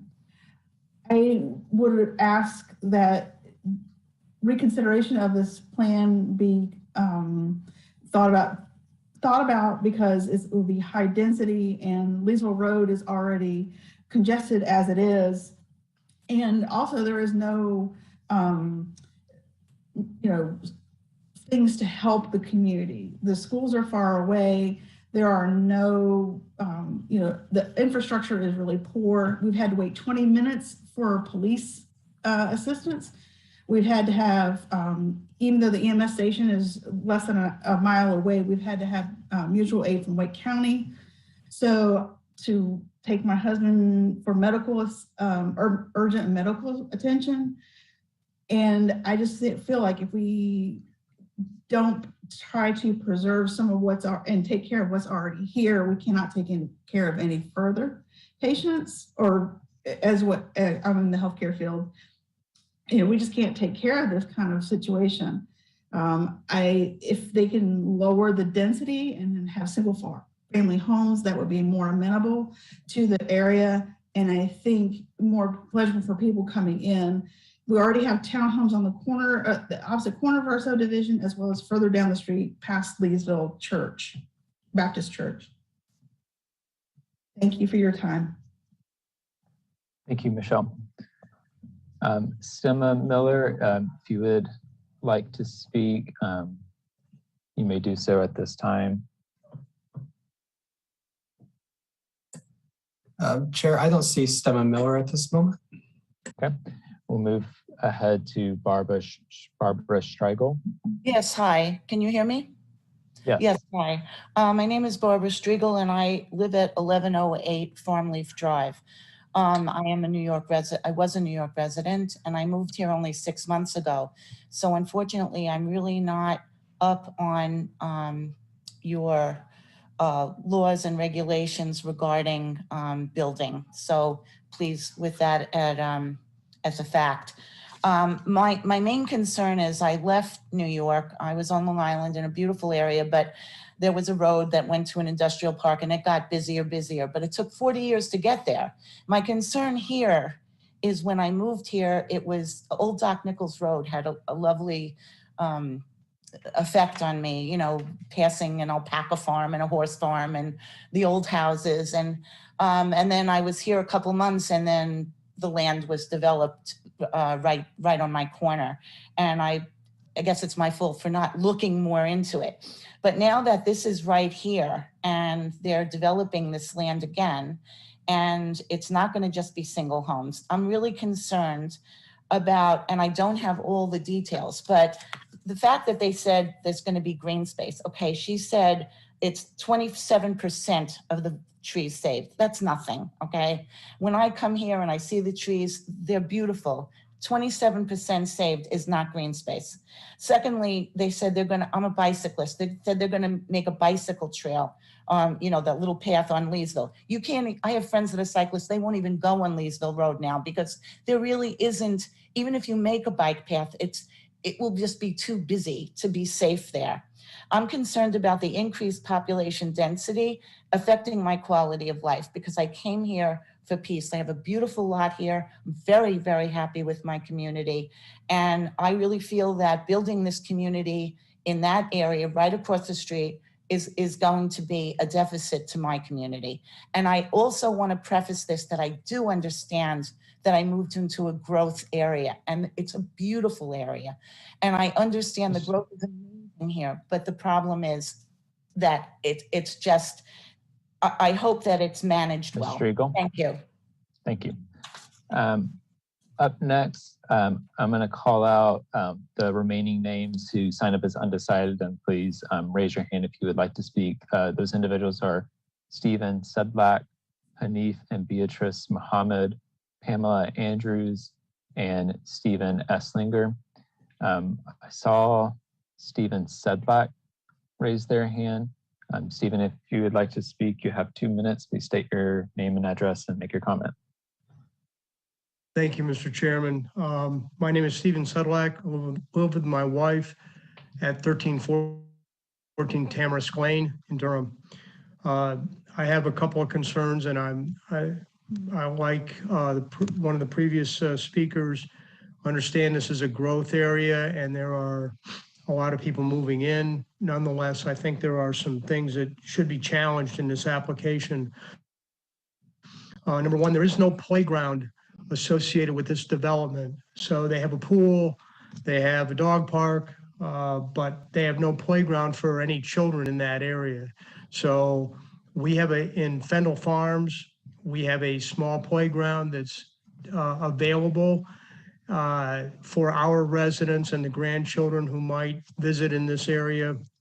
Nonetheless, there's easy access provided from the applicant's development over to ours, and we don't think that's a good situation where there's no playground. The next thing is that while there is a 27% tree canopy commitment, the fact is that 3/4 of that is in stream area that's otherwise undevelopable anyway. So you only got 25% of your trees scattered throughout the remainder of the property.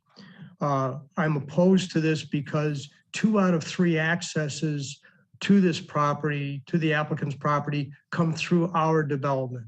While I understand the need for interconnectivity, with 2/3 of the residents of that area have access through our property, that makes our Fendel Farms Parkway and Atlas Drive a major traffic flow, and Tamarisk Lane, which I live on, major traffic flow.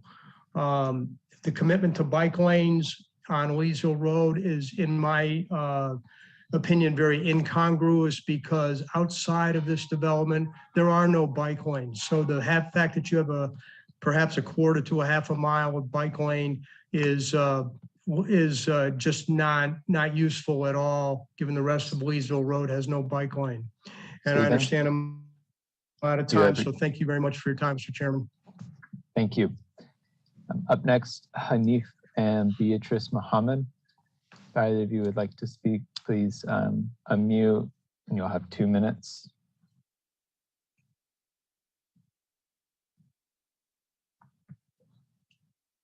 Okay, I'm not seeing them raise their hand or unmute, so we'll move ahead to Pamela Andrews. Good evening. Can you hear me? Yes. Okay, I'm at my granddaughter's Little League ball games. If you hear cheering, it's not, that's what it is. I'm really much against this because of the infrastructure issues out on our side of town. I live on Wake Forest Highway, directly off Highway 98, and the tremendous traffic flow out there is really unreal. If you've been in traffic at Neal Middle School in the afternoon, you get Highway 98 at a complete standstill. Fire, EMS, police. I know you're aware of the fact there have been a death because we had lack of fire rescue to a man on East Gear Street. And the very next week, we had to have 6 different agencies, or 2 other agencies other than Durham, respond to Carpenter Pond, right around the corner from this development. We do not have the infrastructure for this development. Schools are over capacity. We're not building any new schools out there. Spring Valley was built, it's already at capacity. Neal Middle School is over capacity. I don't know where all these children are going to go. Traffic. There is not going to be expansion of Highway 98, as I mentioned, and I'm very concerned about where this traffic is going to flow. Not to mention the animals, the water, the quality of Falls Lake is just deteriorating rapidly. So I really ask you to do a comprehensive study of the traffic flow in this area. As Mr. Neal mentioned, 4,200 homes have been approved, 3,500 are in the works. Our area is just overflowing without the proper infrastructure. So please reconsider. Thank you. Thank you, Pamela. Up next on our list, we have Stephen Esslinger. Stephen, if you would like to speak, you may unmute and make your comment at this time. I have no additional comments. Thank you. So we have 2 folks that have raised their hand to speak at this time. If there are other folks who would like to make comment who have not already done so, please go ahead and start raising your hand to queue yourself up. Reminder that on the phone you do so by pressing *9. But next we will turn to David Wilder. And David, you'll have 2 minutes to speak. Please state your name and address and then make your comments. Thank you. Hello, my name is David Wilder. I live at 2712 Little Rogers Road. I'd like to voice my opposition to the proposed rezoning at the Leesville parcel. As one of the very few rural areas left in Durham County, I believe that it's important to leave it zoned as residential rural. Before I give my reasons behind my opposition, I wanted to take a moment to note that just like one of the previous speakers mentioned, we need to take into account all of the proposed development that's on the drawing board for southeastern Durham County. There are a ton of parcels currently up for debate, and we need to consider all of them in total when we think about whether each individual parcel should be rezoned and or annexed into the city. Since this area is in the Falls Lake watershed, there are serious environmental issues that would come about if it was to be developed into a townhome development. We're talking about the body of water that Raleigh and several other cities in Wake County drink off of, which already has too many pollutants and a high amount of sediment in it, and a townhome development would only make these problems worse. The clearing of trees is another concern, as they are what produce the air that we breathe. We need more trees, not less. We need more natural land to be protected, especially the very few remaining natural areas near and around Falls Lake. If we continue on the trajectory that we've been going on, one day in the future, we're going to find ourselves in a concrete jungle with no clean air to breathe. And I don't know about you, but I like to breathe. On top of the environment, we also do not have the infrastructure out here to support an influx of newcomers flooding our roads. As someone who lives in this area, I can tell you that the traffic on Leesville Road and nearby Olive Branch, Andrews Chapel, and Carpenter Pond roads is already crazy, and we don't need any more insanity on our streets. Finally, by cutting down trees to put up townhomes, we would destroy the habitats of several species of plants and animals, many of which are protected or even endangered. With climate change being a very real threat that we can plainly see unfolding in every country on this planet and every state in this nation, we need to be doing things to improve our environment, not make it worse. To conclude, my concerns involving our local environment and lack of necessary infrastructure have led me to oppose this proposition. Thank you for your time. Thank you, David. Next, I see Summer Wilder has raised their hand. You'll have 2 minutes. Please state your name and address and make your comments.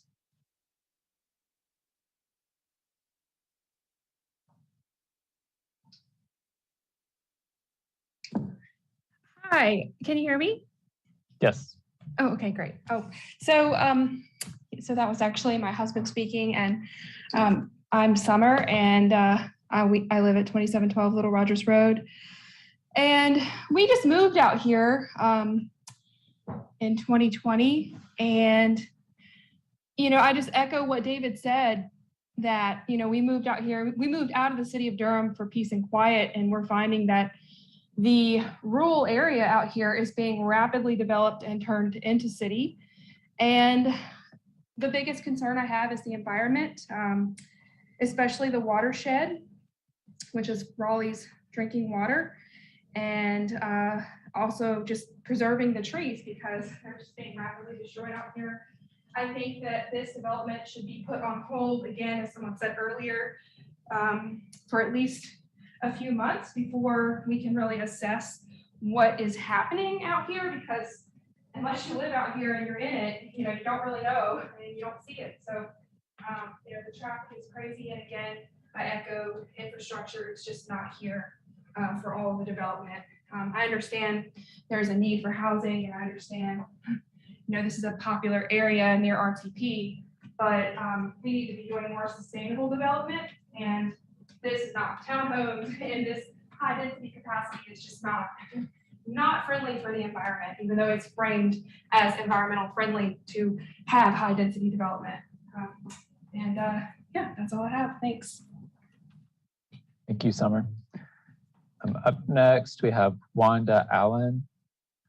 Wanda, if you'll state your name, address, and you'll have 2 minutes to make your comment. Yes, this is Wanda Allen, 2111 Radio Road in Durham, NC. I'm just would beg the commission to look, and let's put this on hold until we have a comprehensive plan. I've even heard this from when I've attended some of the meetings, they're saying we need to really look at this and understand what we're doing with our development. I also want to know about the natural heritage. Has someone done, I heard this the other week from one of the commissioners, they were saying that we need to start looking at this national heritage. What plants, what is this having on our environment?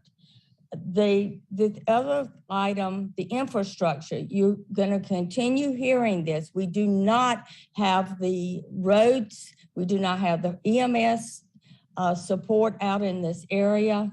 I would highly recommend that we put this on hold until we can do a complete assessment of what we've got to work with. We are seeing the other week over on Stallings Road, they could not get to someone, and I may get emotional, they could not get to that guy because the fire and rescue could not get through the traffic. And this was not at 5 o'clock in the afternoon. This was during a core part of the day. So I asked us we can do this. We can work together as a team.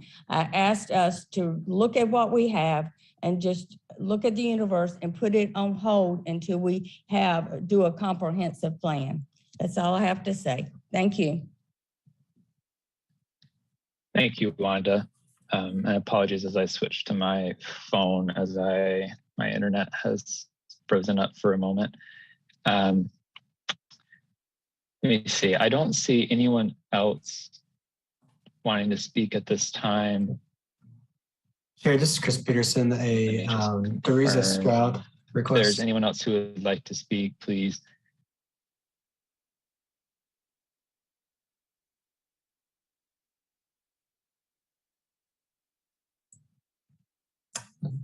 Stand by just for a moment, please. Chair, Teresa Stroud requests to speak. May she speak?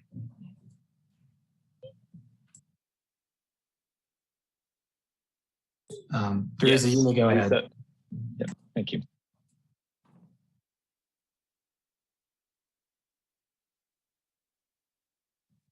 Can you hear me? Yes. My name is Teresa Stroud, and I'm at 4532 Holman Road, and I'm in opposition of the townhomes, the development that's being built. I'm going to echo what everyone else has already said about the traffic on Leesville, Olive Branch Road, Dr. Nicholson, Highway 98, Highway 70. It's the infrastructure can't hold what we already have now, and they're adding all these homes, townhomes, apartments, and the infrastructure can't hold it. I'm going to echo again about the schools, but they don't, in that area, there's only elementary school, middle school, a high school. There's not enough high schools, elementary schools, middle schools for the students that are going to be coming. They're already overcrowded, at capacity, over capacity. Also, Like the man mentioned about the trees, 27%, that's not enough trees. We need the trees for the oxygen. You're knocking down all the trees to build townhomes and homes. It's just the area is just growing way too fast for what we can hold. Not enough hospitals, not enough EMS, fire stations, police stations. It's just too crowded and moving way too fast. And I'm along with everyone else asking this to be put on hold, because there's already development already been approved and you're adding this on top of it. Also, traffic study needs to be done about the traffic that's on these roads, not just during 9 o'clock after the traffic has already been gone for schools, people going to work. And it needs to be done after 5 o'clock, 6 o'clock, when people are coming back home from work and activities and everything else. So I just wanted to provide that information and ask that it be put on hold or not approved at all. Thank you. Thank you, Jerisa. Up next, we'll have Pam Williams. Pam, please state your name and address, and you'll have 2 minutes to speak. Good afternoon. My name is Pam Williams, and I live at 2130 Adventure Trail, Durham, which is right off the Leesville Road, right across from the fire station. I have lived in Durham for the last 66 years. I have lived at my home on Adventure Trail off Leesville Road for 33 years. There has been so many townhomes approved for this area, and the traffic is already, I don't know where they say, I guess I'm challenging where they say they have capacity on a 2-lane road for Leesville Road right now. Because once you get on Leesville Road, you have to go somewhere, and US 70 is already over capacity. Also, with the Durham MPO not wanting to improve US 70, we have a major problem with our infrastructure. With the new developments going in at, I think y'all have already approved one at Mineral Springs, where maybe a light is needed there, and then a light at Brightleaf that may be coming in at that new development, and now we're adding a light here. It's just a really dangerous situation. And without a comprehensive plan since 2005, I just think we need to really think about what we're doing here and have a comprehensive plan for Durham and how all this new development and these new homes are affecting us. I will get emotional. It breaks my heart, to be honest with you. I'm not opposed to development. I know the people who sold the 80 acres. I mean, it's my cousin, so to speak. It's my neighbor. However, you know, it's putting 300 and some townhomes there, what is appropriate for this community. Also, in the previous statement, somebody says that is within the community goals, and I'm not sure what the goals for this community is. I'm sorry for my 2 minutes over. Thank you. Thank you.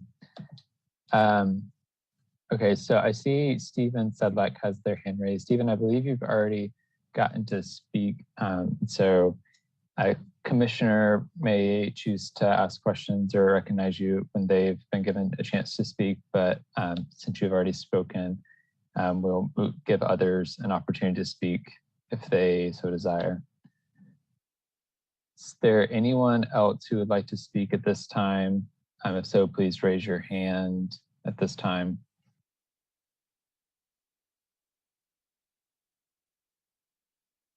Okay, I see none. So I'm going to close the public hearing. With that, we are at our first 2-hour mark. So we are going to take a 10-minute recess to provide a break for our closed captioners. And then when we come back, we'll do commissioner discussion. We will return at 7:44.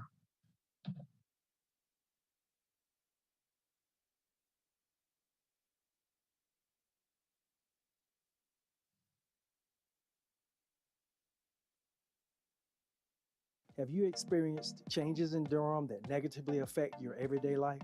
Many in the community have. The City and County of Durham want to correct those issues and ensure the future changes work for the entire community. They are listening and want to hear your ideas for making Durham a place where everyone thrives. That's why the City and County of Durham are inviting all members of the Durham community to take part in the creation of the new comprehensive plan, which will determine the vision for growing Durham over the next 30 years. This collaboration between the City and County of Durham and the Durham community is the result of the new Engage Durham initiative, which seeks to ensure that all community stakeholders are involved in the shaping of city and county projects. Help build a Durham that works for everyone.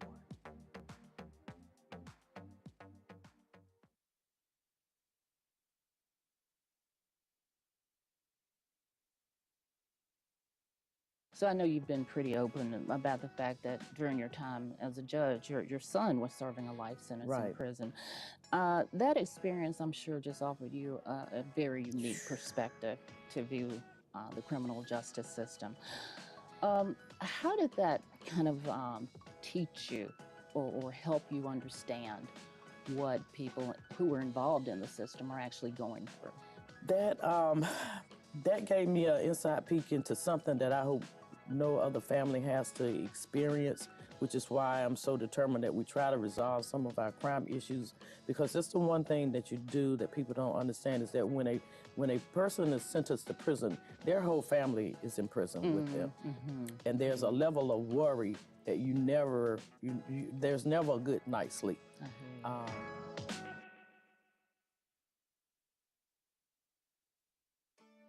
Here's some tips to ensure that your garbage and recycling gets picked up. 1.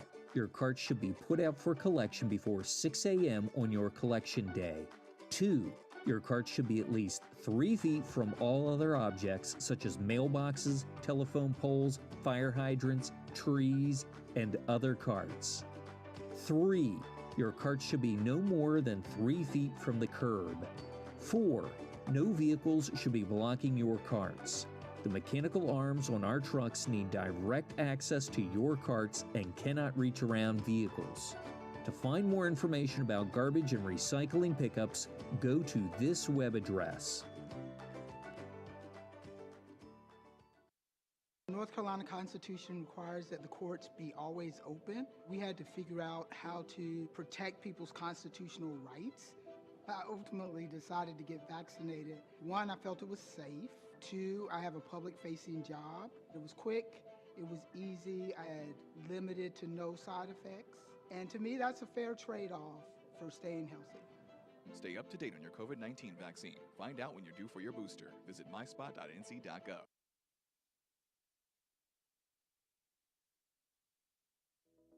I was looking for an opportunity, and an old friend of mine suggested that I apply at Go Durham. The community really relies on us, on Go Durham public transportation. Well, I like driving a bus because of the friendly culture. I love it in the morning when people greet me, good morning, they give me a friendly wave, they appreciate you. And that goes a long way being a bus driver in Go Durham. Anything can be achieved here. You can come in at the bottom and you will be able to excel in a fairly short amount of time. Here, I started as an operator and I'm here now as an operator training specialist. So as long as you stick to it, you can excel. The perfect candidate that would excel at Go Durham is someone with tenacity, someone with drive, someone who wants to make a difference for their community. You have to be people-oriented, you have to be experienced, and you have to be on hands, ready to go, but with the proper training, it's just like driving a car. So as a new driver with road training, come in and you see me and I'm gonna make sure you have all the tools to succeed. They give you a lot of input and they work with you step by step. So you won't be alone in this. To anyone considering working for Go Durham, you won't regret it. Please come, please apply. We would love to have you join the Go Durham team.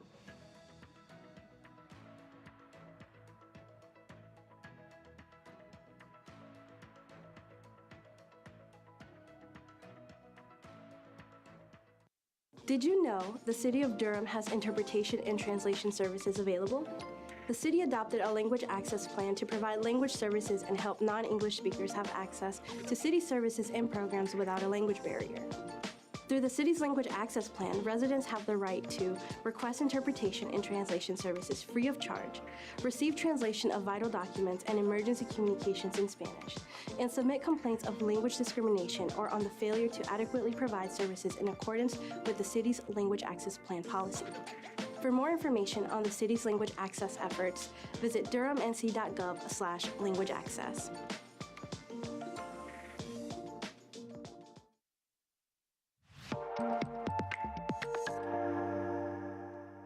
¿Sabía que la ciudad de Durham cuenta con servicios de interpretación y traducción?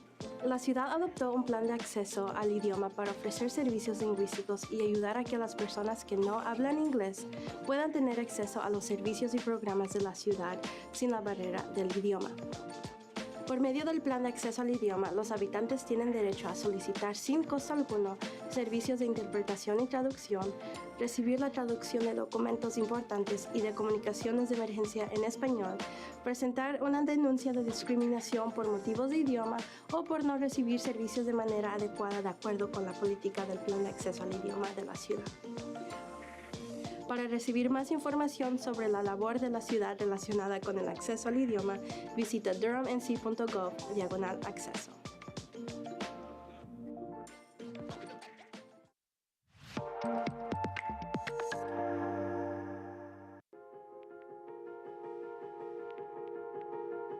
My younger sister was someone that never got involved with bad people.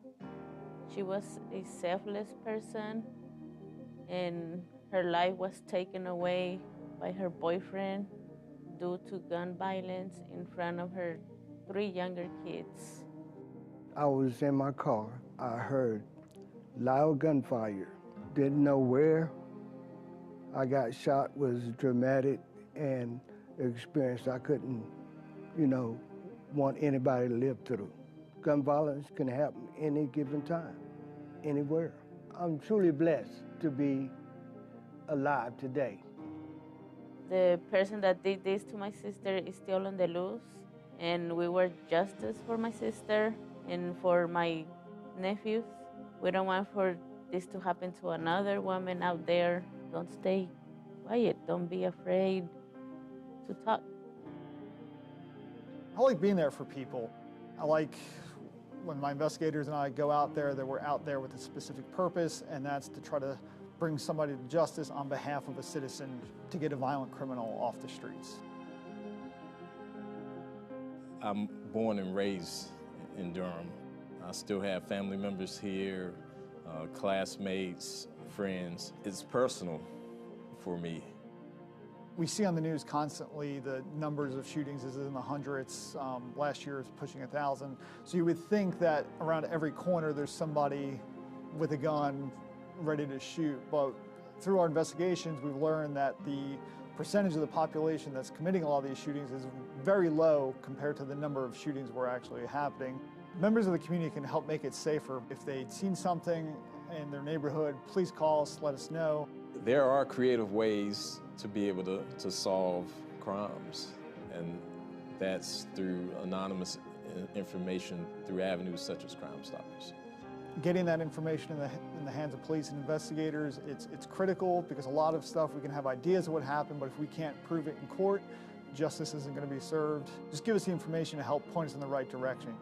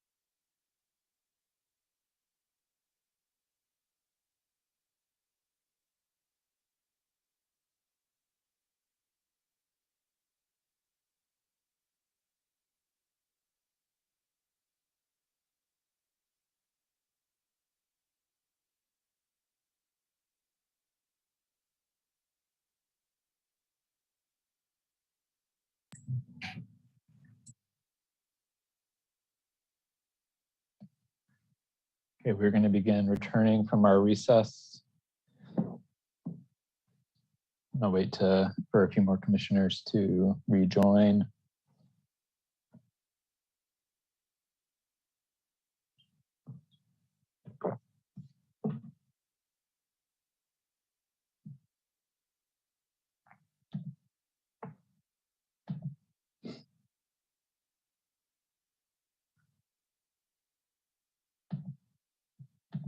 Okay, at this time, we're going to go ahead and move into commissioner question and comment. I know everybody's squeezing in those last bites and drinks, but take any comments at this time. Commissioner Batista. Hi, thanks, Chairman Armadolia. Yeah, this is a relatively large project with numerous concerns. So I'm just wondering, with a question for the applicant, given the numerous concerns presented today, how do you feel the project adds value to Durham and to this local community? Thank you, Commissioner Batista. This is Tim Sivers with Horvath Associates. There are, yes, there were some concerns that were brought up tonight, and I do think there's a great value for the area. You know, there were some comments tonight about high density. This is still under 4 units per acre. So it does meet Durham's current comprehensive plan and the future plans that are suggested for the new place type maps. It is under that 4 unit per acre density maximum. And I do think the need for residents in our community is high. I do think, you know, more and more people are moving to our amazing city. And I think we should provide the opportunity for that. It does provide, in comparison to some other developments in the area, it actually, at this number of units, still is at a maximum of 24% impervious area. A majority, if not, and I don't know this for sure, so I'm going to say the majority, if not all, and I don't know that for positive, but I believe the majority of these developments that have been recently approved exceed 24% impervious area and are still at these same densities. So we're having a better environmental or less environmental impact on this area because of our 24% maximum impervious area.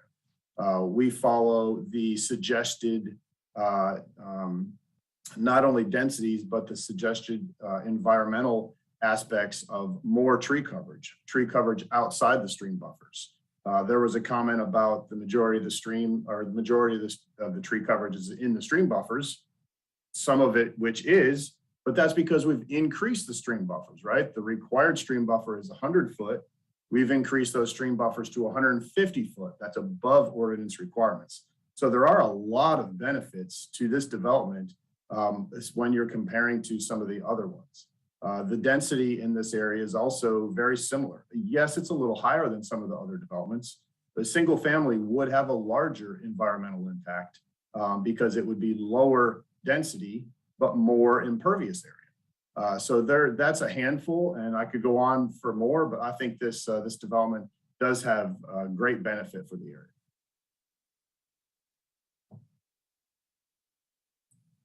Thank you. Thank you, Commissioner Batista. Commissioner Zuri Williams. Hi, good evening. I have a couple or a few questions. My first question is, have the developers considered providing some sort of single family transition from kind of Findle Farms to the townhome community? Will there be 1-story townhomes in the community? Because it looks like there will be maybe 2- and 3-story townhomes, which while I'm not certain, I assume will also impact the demographic, which would also likely impact the school system, which many of the crowd have already mentioned was packed. And then would you be open to considering increasing the tree preservation? Great question, Commissioner Williams. Thank you for those. Again, Tim Sivers. 3 questions in there, so I'll start with your first one about the single family transition. So we are bringing the proposal this evening with an all townhome development.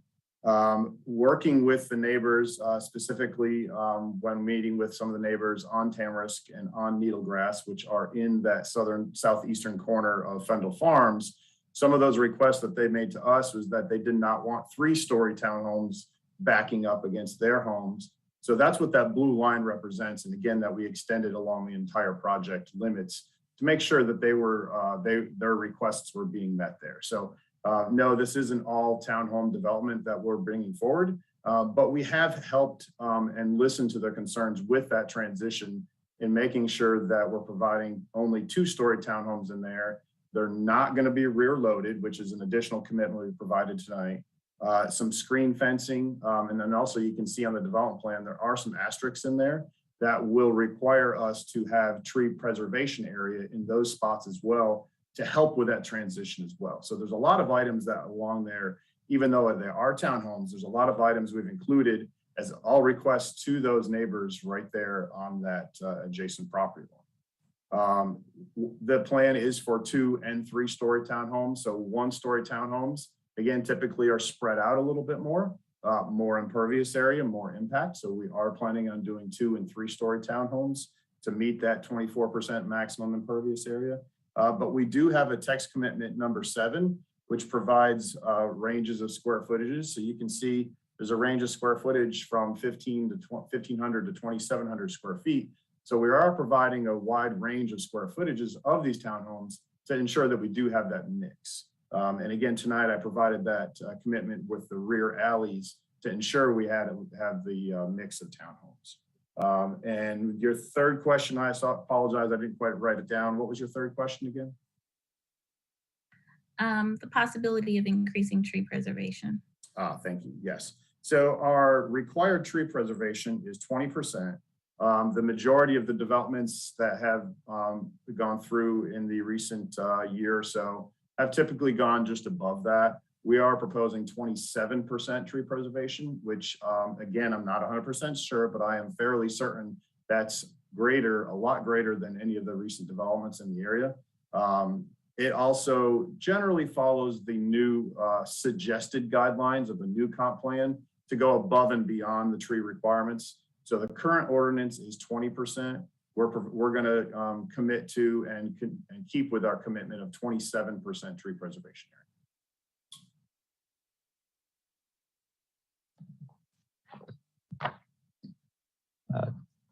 Commissioner Zuri Williams, are those all your questions? Yes, thank you. Thank you. Thank you. Other commissioner questions and comments?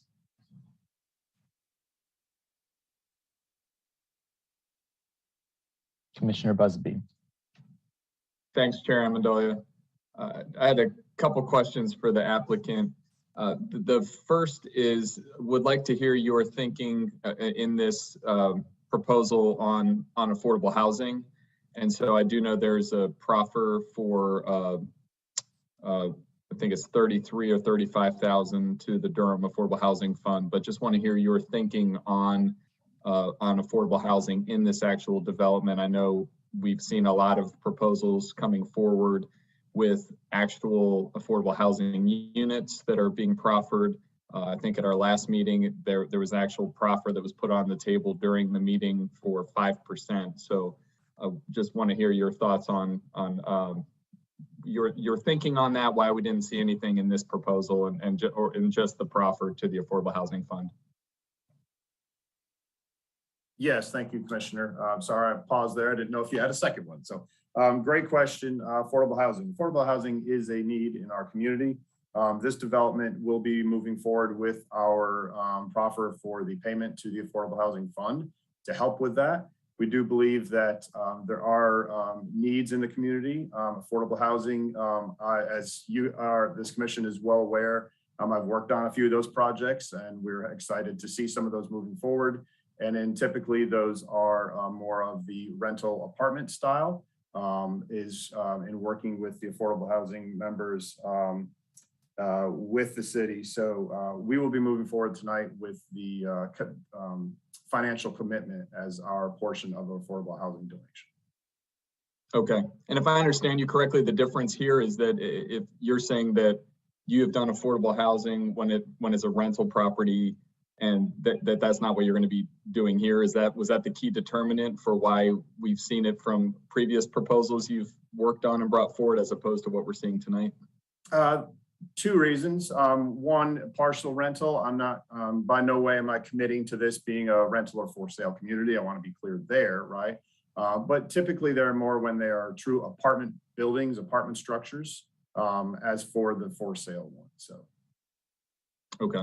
And then my second question, this is my final question for now, is a few of the residents who spoke this evening made the request for a 3-cycle continuance on this proposal to allow additional conversations. You know, knowing that even tonight we had a few things that were changed and then we weren't able to actually see the graphics and had to kind of follow along. Just wondering, are you open to some sort of continuance on this case to allow additional conversation? I am definitely open to additional conversation. I would like the commission to move forward tonight with a vote. The presentation, I know there were some issues with the technical issues there, but planning, that was not new to the planning department. So they did have that information about a week or so ago. So that was all information that was provided to them. The one last minute change tonight was extending that blue line all the way north along the property. So that was the only change tonight. So for that reason, I would prefer that we move forward with the vote. Okay, great. Thank you. Appreciate your responses. That's all from me. Sir. Thank you, Commissioner Busby. Other questions and comments?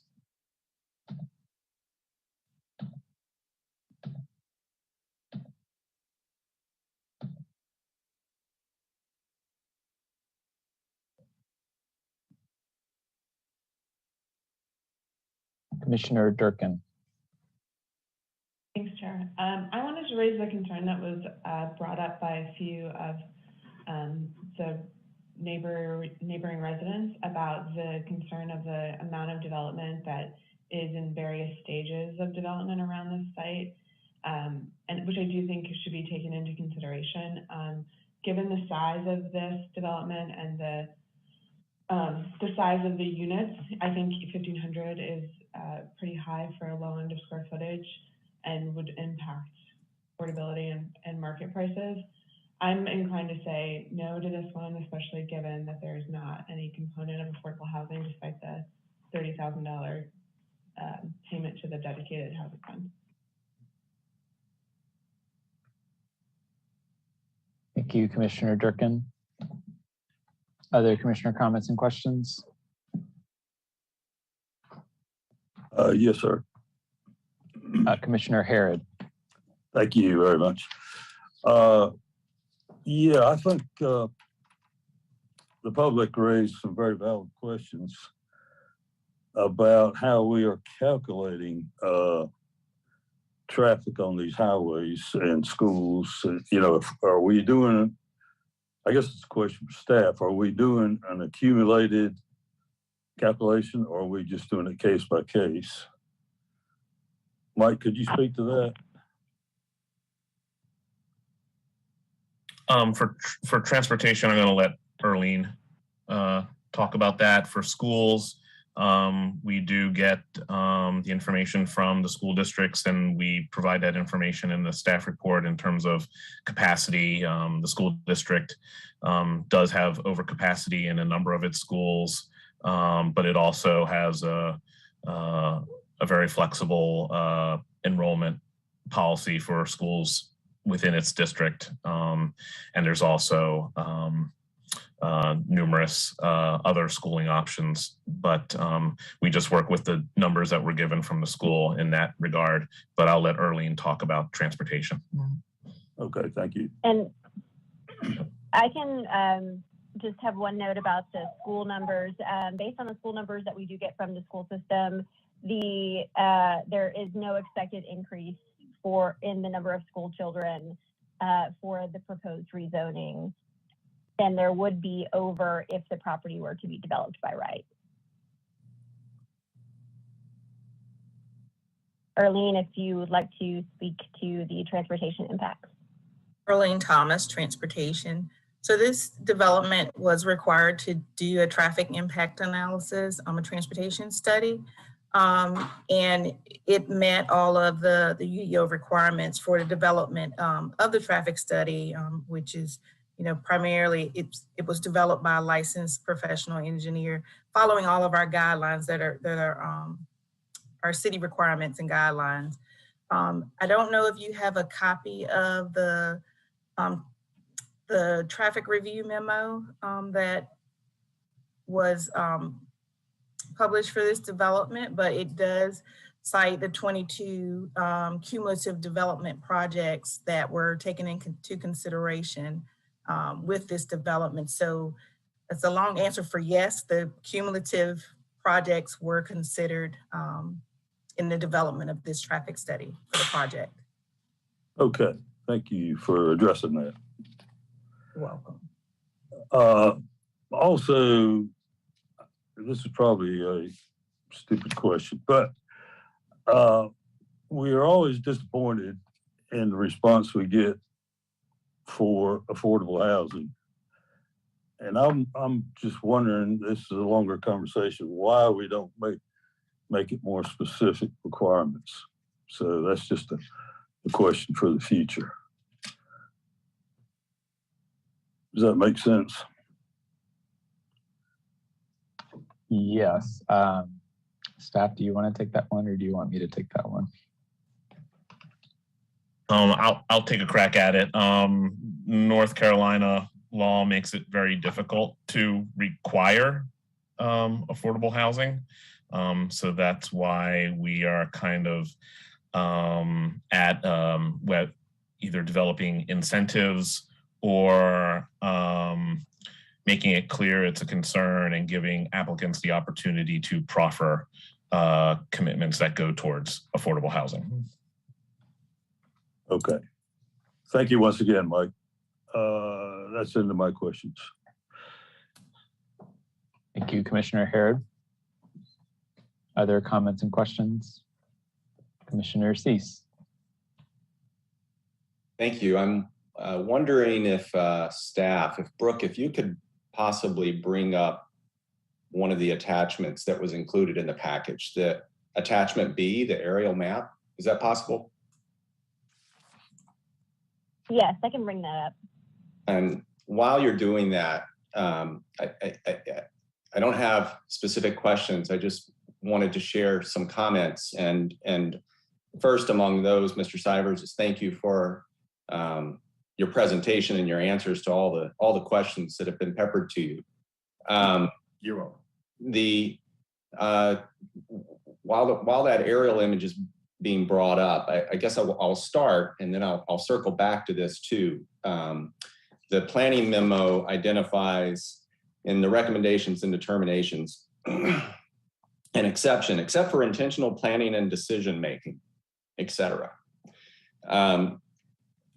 And I just want to highlight that for me, that's a very big exception. That's an important consideration, and it's an especially important consideration in light of two things. In light of the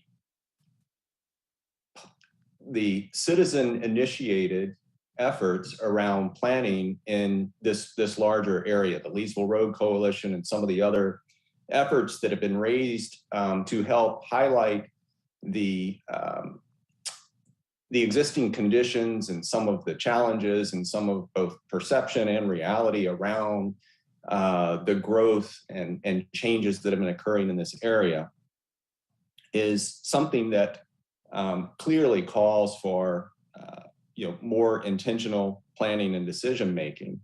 And I think we also heard a lot of those concerns expressed by members of the public. And so to me, it's important from a planning perspective to understand that this isn't just language in the draft comprehensive plan or principles that are being explored in the city's conversation about growth.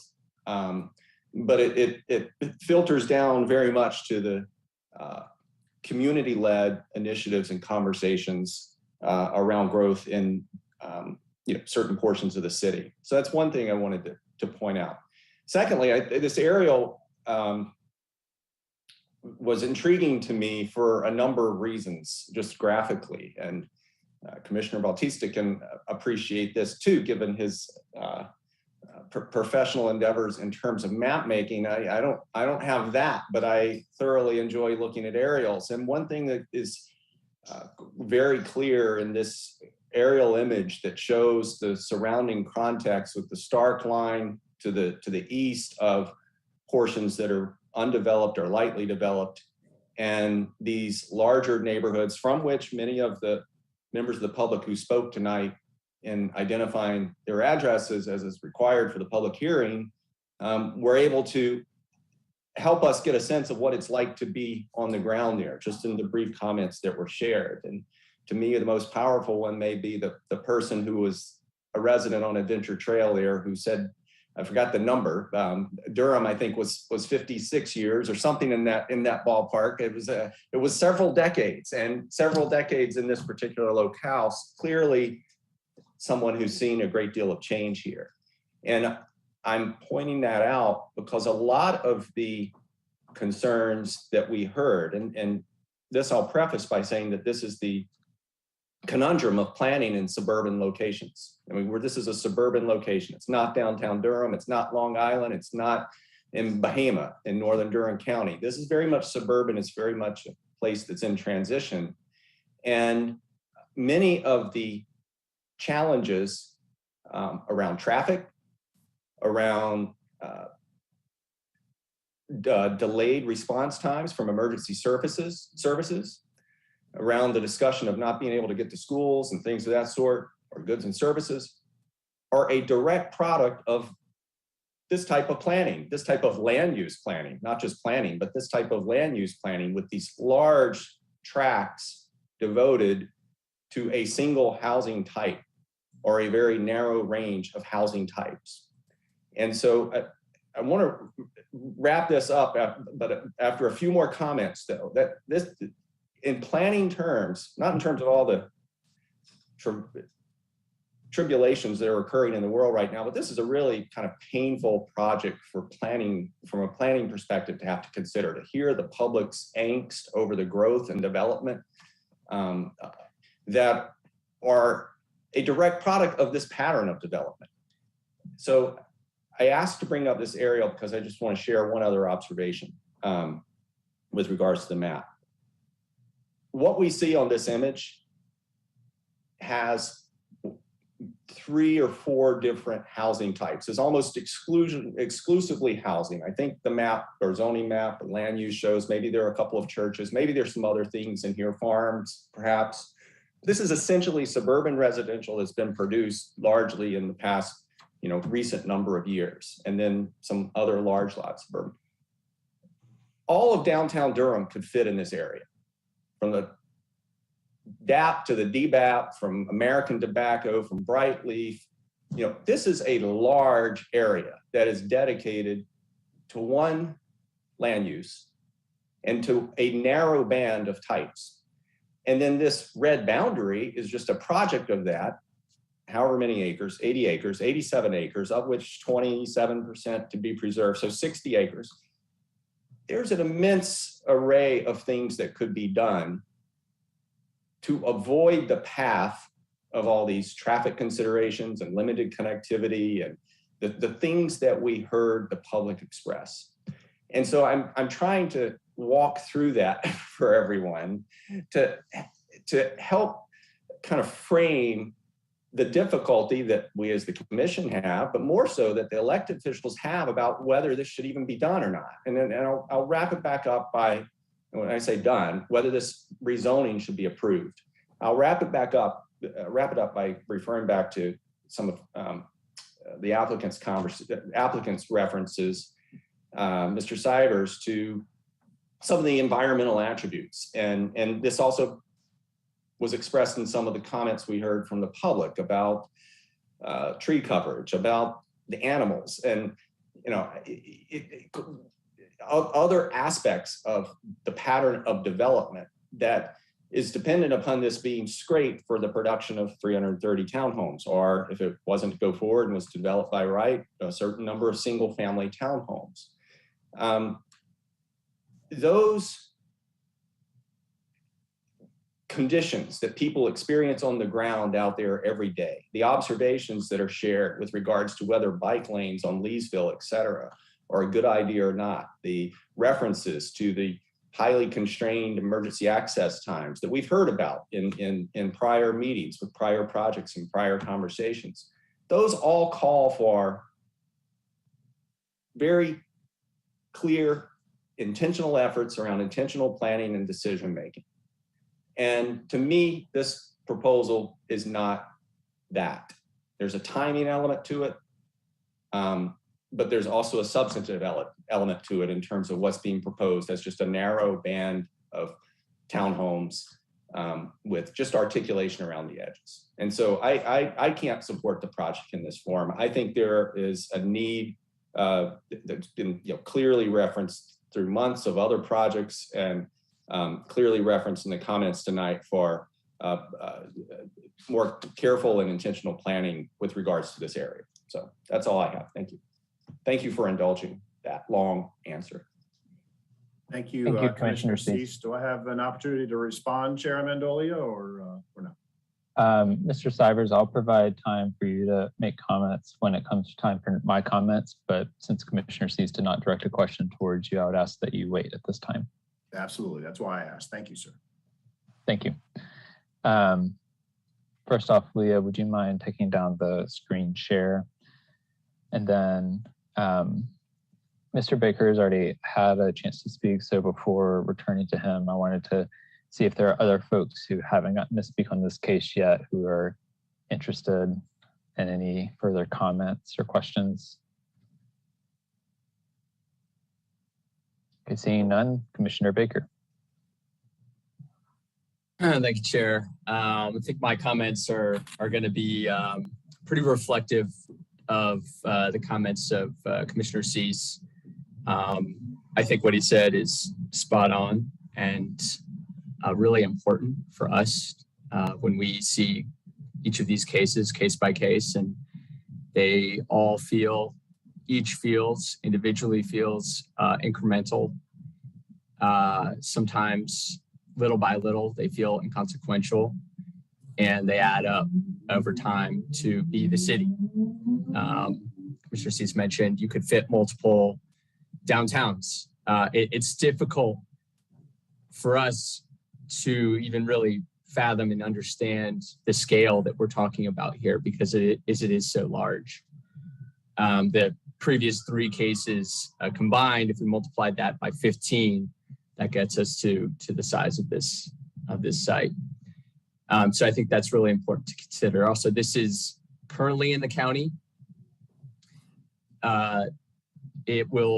There is going to be a request, an annexation request. We don't see those, but that is, they're going to provide an annexation request.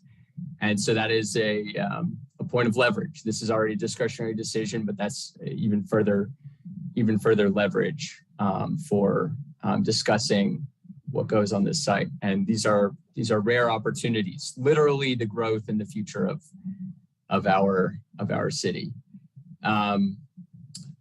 Couple things that were, I guess, good about the proposal. One was the commitment to the 700-foot maximum average block length through an average there. So it's not exactly a maximum. And then the commitment today of the 20% rear-loaded lots. So again, kind of touching on what Commissioner Cease mentioned earlier, 90 acres, and it's just one, not only one use, but one housing type on 90 acres. Enormous site of just one use. Whereas we would prefer to see something that's sort of physically and functionally physically and functionally integrated and mixed mixed variety of houses, mixed variety of uses. Instead of that, this is by nature exclusive. I think a couple other commissioners sort of alluded to that. This attachment of the goals and objectives is an interesting exercise in measuring these applications against brand new adopted goals and objectives. I would not at all characterize this as consistent in any way with the goals and objectives of the comprehensive plan. If they are, then we need new goals and objectives. But just a few examples, we saw the goal, sense of place, objective, multi-generational, diverse, resilient, and inclusive neighborhoods. Beautiful description.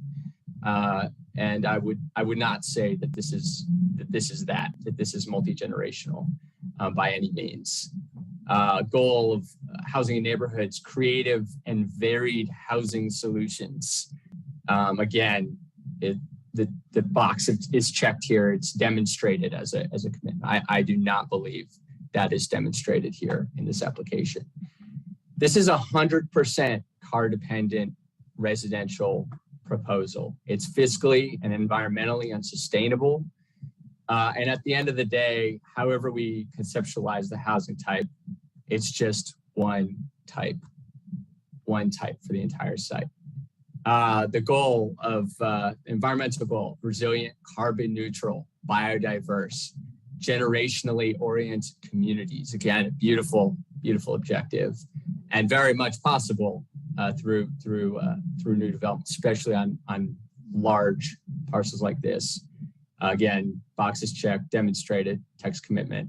I disagree. There are no civic uses on the site. There are no commercial uses that meet the daily needs of residents who live here. There are no employment uses. There's no childcare. There are no services. There's absolutely nothing to walk to. There's nothing to bike to. And good luck catching the bus. Goal of housing in neighborhoods. Objective, complete neighborhoods, resources for thriving lives. Boxes checked that this does not apply for some reason. Goal of jobs and training, accessible and innovative jobs, does not apply. We've seen, whether you believe these are pie in the sky or not, they're the goals and objectives of the comprehensive plan. And we have seen developers increasingly and lately coming forward and making actual meaningful commitments over the past several years, and especially in the last year or so. We've seen developers make commitments to maximum block lengths, not just maximum average block lengths of 600 feet to ensure adequate connectivity. We've seen more developers make larger commitments to the mid-block alleys. There was this last minute commitment to the 20% units rear alleys. We've seen developers make commitments to centralizing and celebrating focal green spaces for the communities, and not only privatized space, but public space, public to everyone, a public good. Households should be within a 5-minute walk of a play. Someone actually spoke about playgrounds, and that's a fairly low lift. It would be very easy to make it so that households just walk for 5 minutes to get to a playground.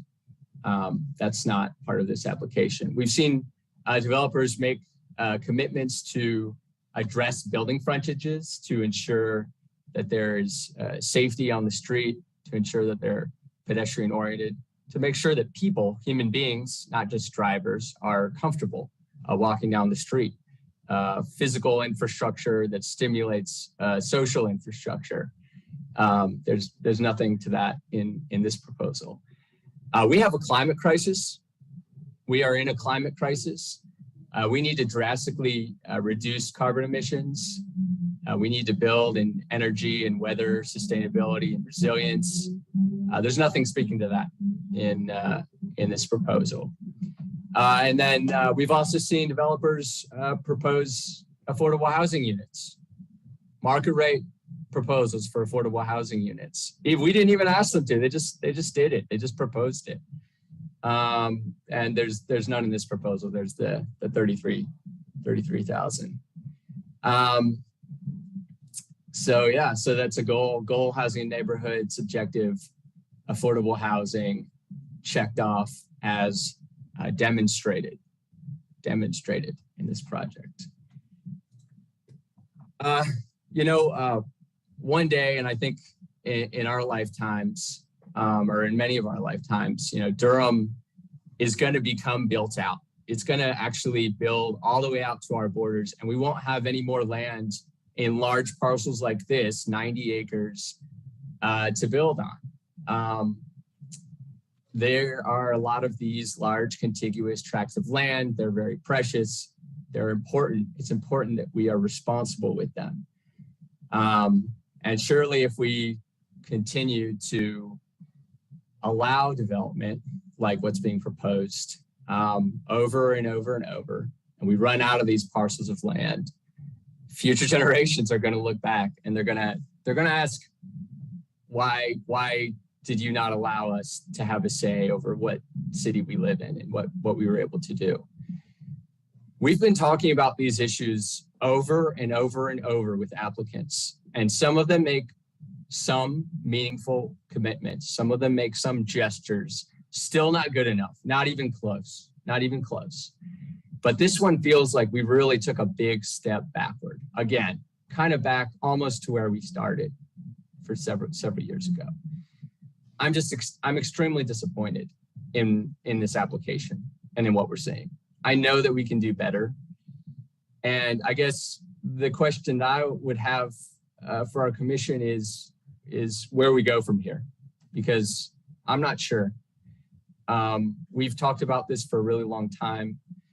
I think that regarding this specific application, we have a new council, so we could just move this forward, vote however we want, move this forward, and good luck with the new council.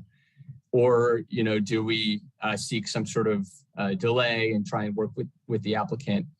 I'm not really sure. So I would, if folks were interested in weighing into that topic of conversation, I would be open to it. And that's all for me, Chair. Thank you. Thank you, Commissioner Baker. Any other questions or comments?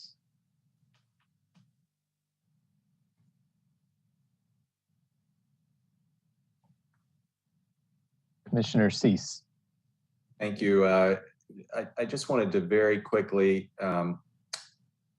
acknowledge one comment we heard from the public, a member of the public, who referenced something that I think should be corrected for everyone's benefit, as members of the public. There was a reference to zoning being an assurance of a future land use, or an assurance of a type of development. And I just wanted to clarify that zoning is in no way an assurance of a given outcome for a piece of land. Rather, it is simply a measure whereby the development of a piece of land is governed by a whole set of laws, regulations, criteria, et cetera. And that zoning is a product of processes just like this. It is a product of processes like the comprehensive planning endeavor, and it is a process of a extensive amount of staff consideration, and certainly consideration by elected officials as to whether it should be changed. So zoning is not a fixed item, but changes should occur and are required to occur in a deliberative and legislative manner effectively. And so I just wanted to clarify that point. Thank you. Thank you, Commissioner Cease. Other questions and comments? Commissioner Busby. Thanks, Chairman Mendolia. Just two things. One, Commissioner Baker raised the question about potentially continuing this case. I know I was looking at that earlier as well. I'm always ready to continue a case if it looks like there's an opportunity to have some constructive dialogue, to be able to come up with some changes. That's not the impression I'm under on this case. I definitely got the full steam ahead, and I don't see a reason, from my personal perspective, I don't see a reason to continue this particular case just because I don't think anything will change, and we just sort of put off the inevitable and then go through it all again in a few months. So I'm ready to vote for it tonight, and I think for a lot of the same reasons that my colleagues have raised, I'm definitely planning to vote no on this case. That's it for me. Thank you. Thank you, Commissioner Busby. Other comments and questions?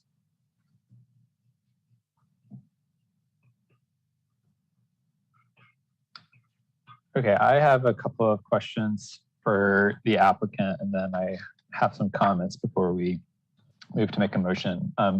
First, I would like to give Mr. Sivers a chance to address some of the concerns that have come up tonight briefly. So thank you, Chair Mandolia. I understand, and I've heard all the inputs and comments, and I just want to respond, letting them know that we will definitely take a look at some of these items, but we do look forward to a vote this evening. So thank you. Thank you, Mr. Sivers. A couple of questions I have for you. First off, and I'm sorry if this was already addressed, there's been a lot discussed tonight, but we often see, particularly in this part of Durham, applicants commit to treating up to the 100-year flood event. I'm curious if you have considered that for this case. Let me discuss that with my client. If you can go to your next questions, and I'll answer that in a few minutes, if you will, please. Okay, thank you. So my next question is, can you just kind of help me understand your thinking on not expanding the tree save dedication? In particular, I'm looking at the fact that you have committed to a maximum 24% impervious surface and only 27% tree saved. And it feels like there's a big gap between the amount of impervious surface and the amount of potential tree saved there could be. And so I'm curious, kind of what, can you help me understand that discrepancy? Sure. So 27% again is well above the requirement of 20% tree preservation, but that is non-disturbed area, right? So even though you have our 24% maximum impervious area, that is your built upon area, your true impervious, your concrete, your roofs. You still have those open space areas that are your lawn. That are those non-impervious areas that are still, they're non-impervious areas, but they're still disturbed, right? So they don't count towards your tree preservation area. That's the difference. There's still going to be some play areas, some play fields, things like that will be included with the active open space areas that account for that discrepancy that I think you may be discussing. Okay, that's helpful. Okay, and then were you able to get an answer to my first question yet? So for stormwater, we would like to proceed with the UDO requirements for moving forward for the stormwater requirements. So thank you. Okay, thank you. So I want to begin my comments tonight by just taking a moment to empathize with the community that arrived tonight. We all get it. We all feel this growth. We all are experiencing the rapid growth that Durham has undertook.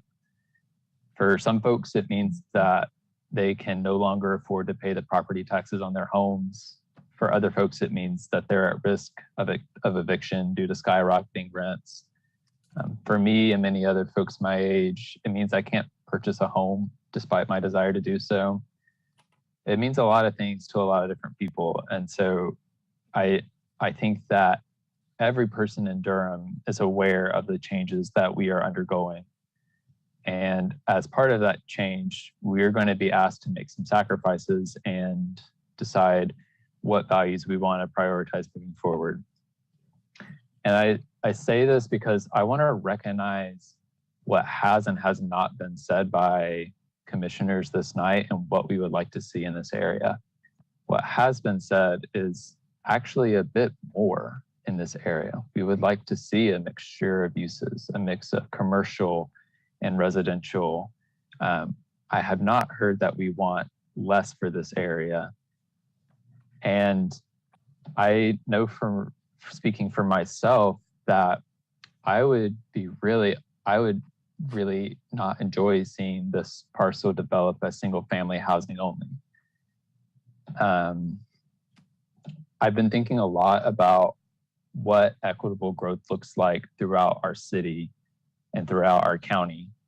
And when I look at this parcel, I consider if it were to develop as single family housing only, and I recognize that it would only be more exclusionary, it would be less accessible, less connected, less diverse, less sustainable, and less affordable. And even if there were an affordable component in this area, the transportation cost of living here would be a burden to households who lived there. And so I say all that to provide a layer of nuance to what this conversation is, because I also am against this proposal tonight, because I recognize that we need more and better development in this area, not low density development. We are coming to a point where we're making decisions about the urban growth boundary and where we're going to extend the urban growth boundary of Durham.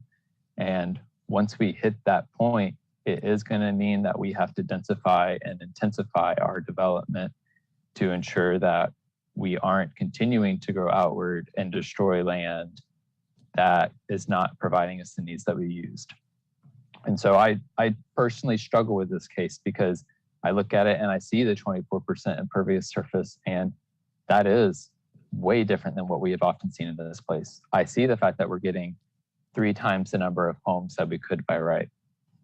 I see all that, and then I see all of the negative sides that several commissioners have spoken very eloquently about tonight. I really resonate with the things said by Commissioner Baker and Commissioner Cease, and agree with much of that.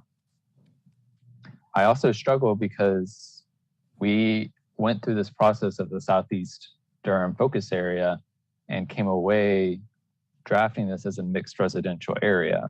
This entire parcel is drafted to be mixed residential. And so my takeaway from what I've heard tonight is that at least it sounds like some of us disagree with that drafted place type, and that we want to see more mixed use instead of mixed residential. I might be misinterpreting that, but that is my initial takeaway based on the commentary. And so I say all that to say that the growth that we're feeling means that things are going to change, and we all are having to adapt to that in different ways. And I hope that we are able to come together on this case and find something that is more favorable to both the community and the needs that Durham has overall. I've said this in prior meetings, and I'll say it again, that to the applicant, I would love to see a scenario in a world where you have multiple developers coming together and coordinating on residential, on co-locating residential, commercial, and office uses, so that there's some collaboration happening between developers to meet the needs and the desires of Durham that we have been stating in the community goals and objective. I mean, maybe that's overly idealistic of me, but I would love to see that world where we're all being more intentional with what we're doing while also meeting the demands that we desperately need to meet. So those are my comments. Mr. Sivers, I acknowledge that you have raised your hand, and I'll acknowledge you at this time. Thank you, Chair. I just wanted to follow up on one item as for the tree coverage. As I was talking through and texting with our applicant team here, another reason for the tree coverage and why we are going at 27% and staying with that is if you're looking at the development plan or the aerial image that Commissioner Cease brought up, there is a 330-foot wide power line easement across this land. I'm going to guess it's It's probably about 1,000 foot long.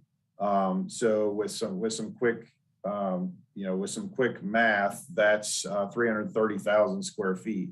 That's, that's 6-7 acres of land that we have to provide tree coverage for, but we cannot use that area for tree coverage. So we have to provide calculation for that area. So that's also why we want to commit to that 27%. So I wanted to follow up on that, and that's a little bit of more information on that for the power line. And also, when you are thinking of mixed residential, I do believe that this community, if you look at the area, is mixed residential and does have multiple uses. There was a lot of talk tonight about zooming out and looking back a little bit. When you look at Fendel Farms, when you look at Del Webb, those are single family, all single family. By providing a townhome development here, that is, yes, this development is all townhomes, but you are providing another use to the area, another mechanism for residential in an all single family area. So I did want to bring up those 2 points, and thank you for recognizing me again. And I appreciate everyone's time. Thank you. Are there other commissioners who have questions or comments at this time?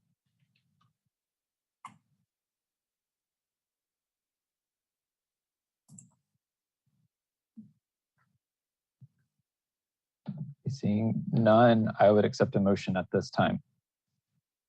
Mr. Chair, I move that we send case Z210027 forward to the City Council with a favorable recommendation. Second. Moved by Commissioner Baker, seconded by Commissioner Lowe. Is there any further discussion or debate on the motion? Seeing none, may we have the roll call vote?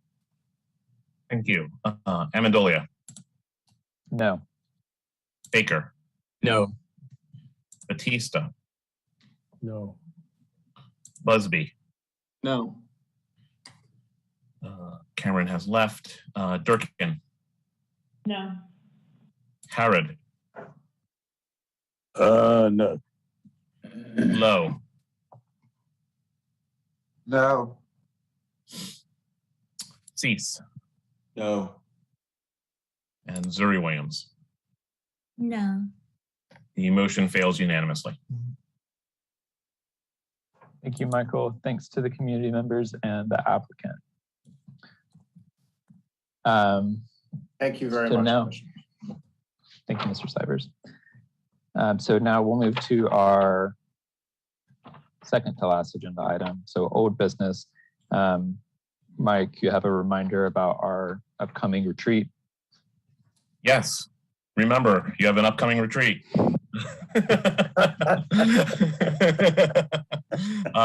May 4th. May the 4th be with you. Please enjoy that time. It'll be wonderful. It's really great that we have these retreats. I'm making light of it, but because it's a little bit of a late hour and I know we all want to go, but it is great that if you can make that retreat that you do attend, your input is extremely valuable to the development of the comprehensive plan and the information. And I believe you learn a lot about what's going on and how it's developing, and you're getting it directly from the staff that are intimately involved with it. So thank you for attending those retreats if you can make it. And that's all I have to say about that. Unless, Chair, you'd like me to move to the next item. Yep, ready for the next item. Yes, so as you are aware, we sent out, or not we, I sent out a doodle poll for an additional meeting in June. Right now, I believe we are short a quorum for that meeting based upon the responses that we've gotten. So please go and do that poll. We need to know.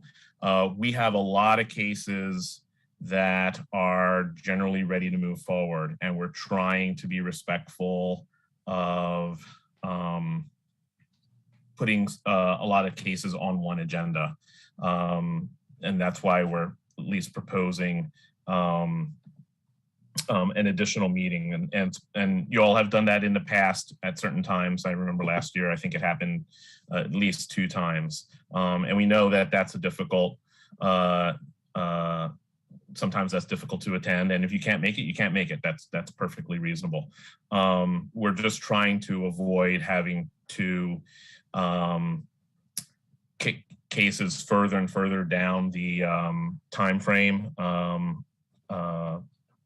pipeline, and then also or trying to not burden you with 6 or 7 cases per meeting also. So we're trying to make that balance. So please go ahead and fill that out. We would love to see, 10 folks say, at least 10 folks or so say that they can attend that meeting so we can schedule it.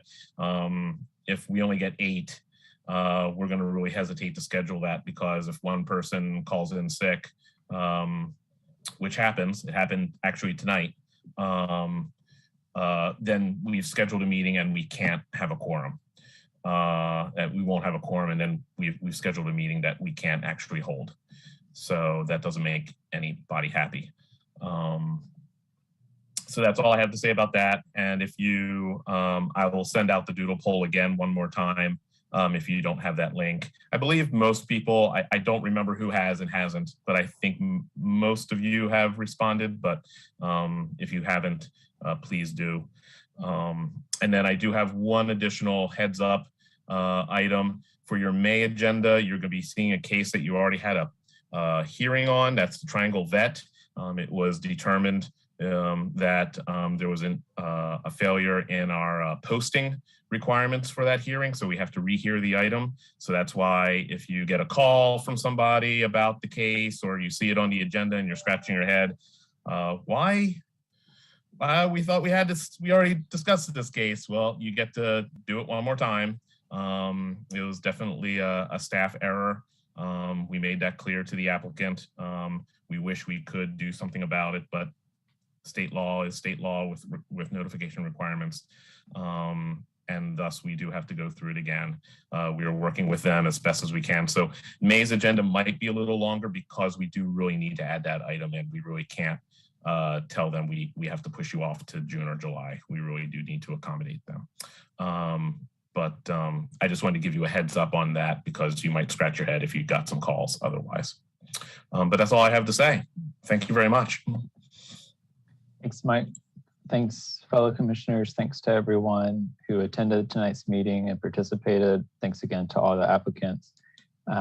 We'll see you all again. Well, we'll see you soon, May 4th. And tonight's meeting is adjourned. Well, thank you, Chair. Night.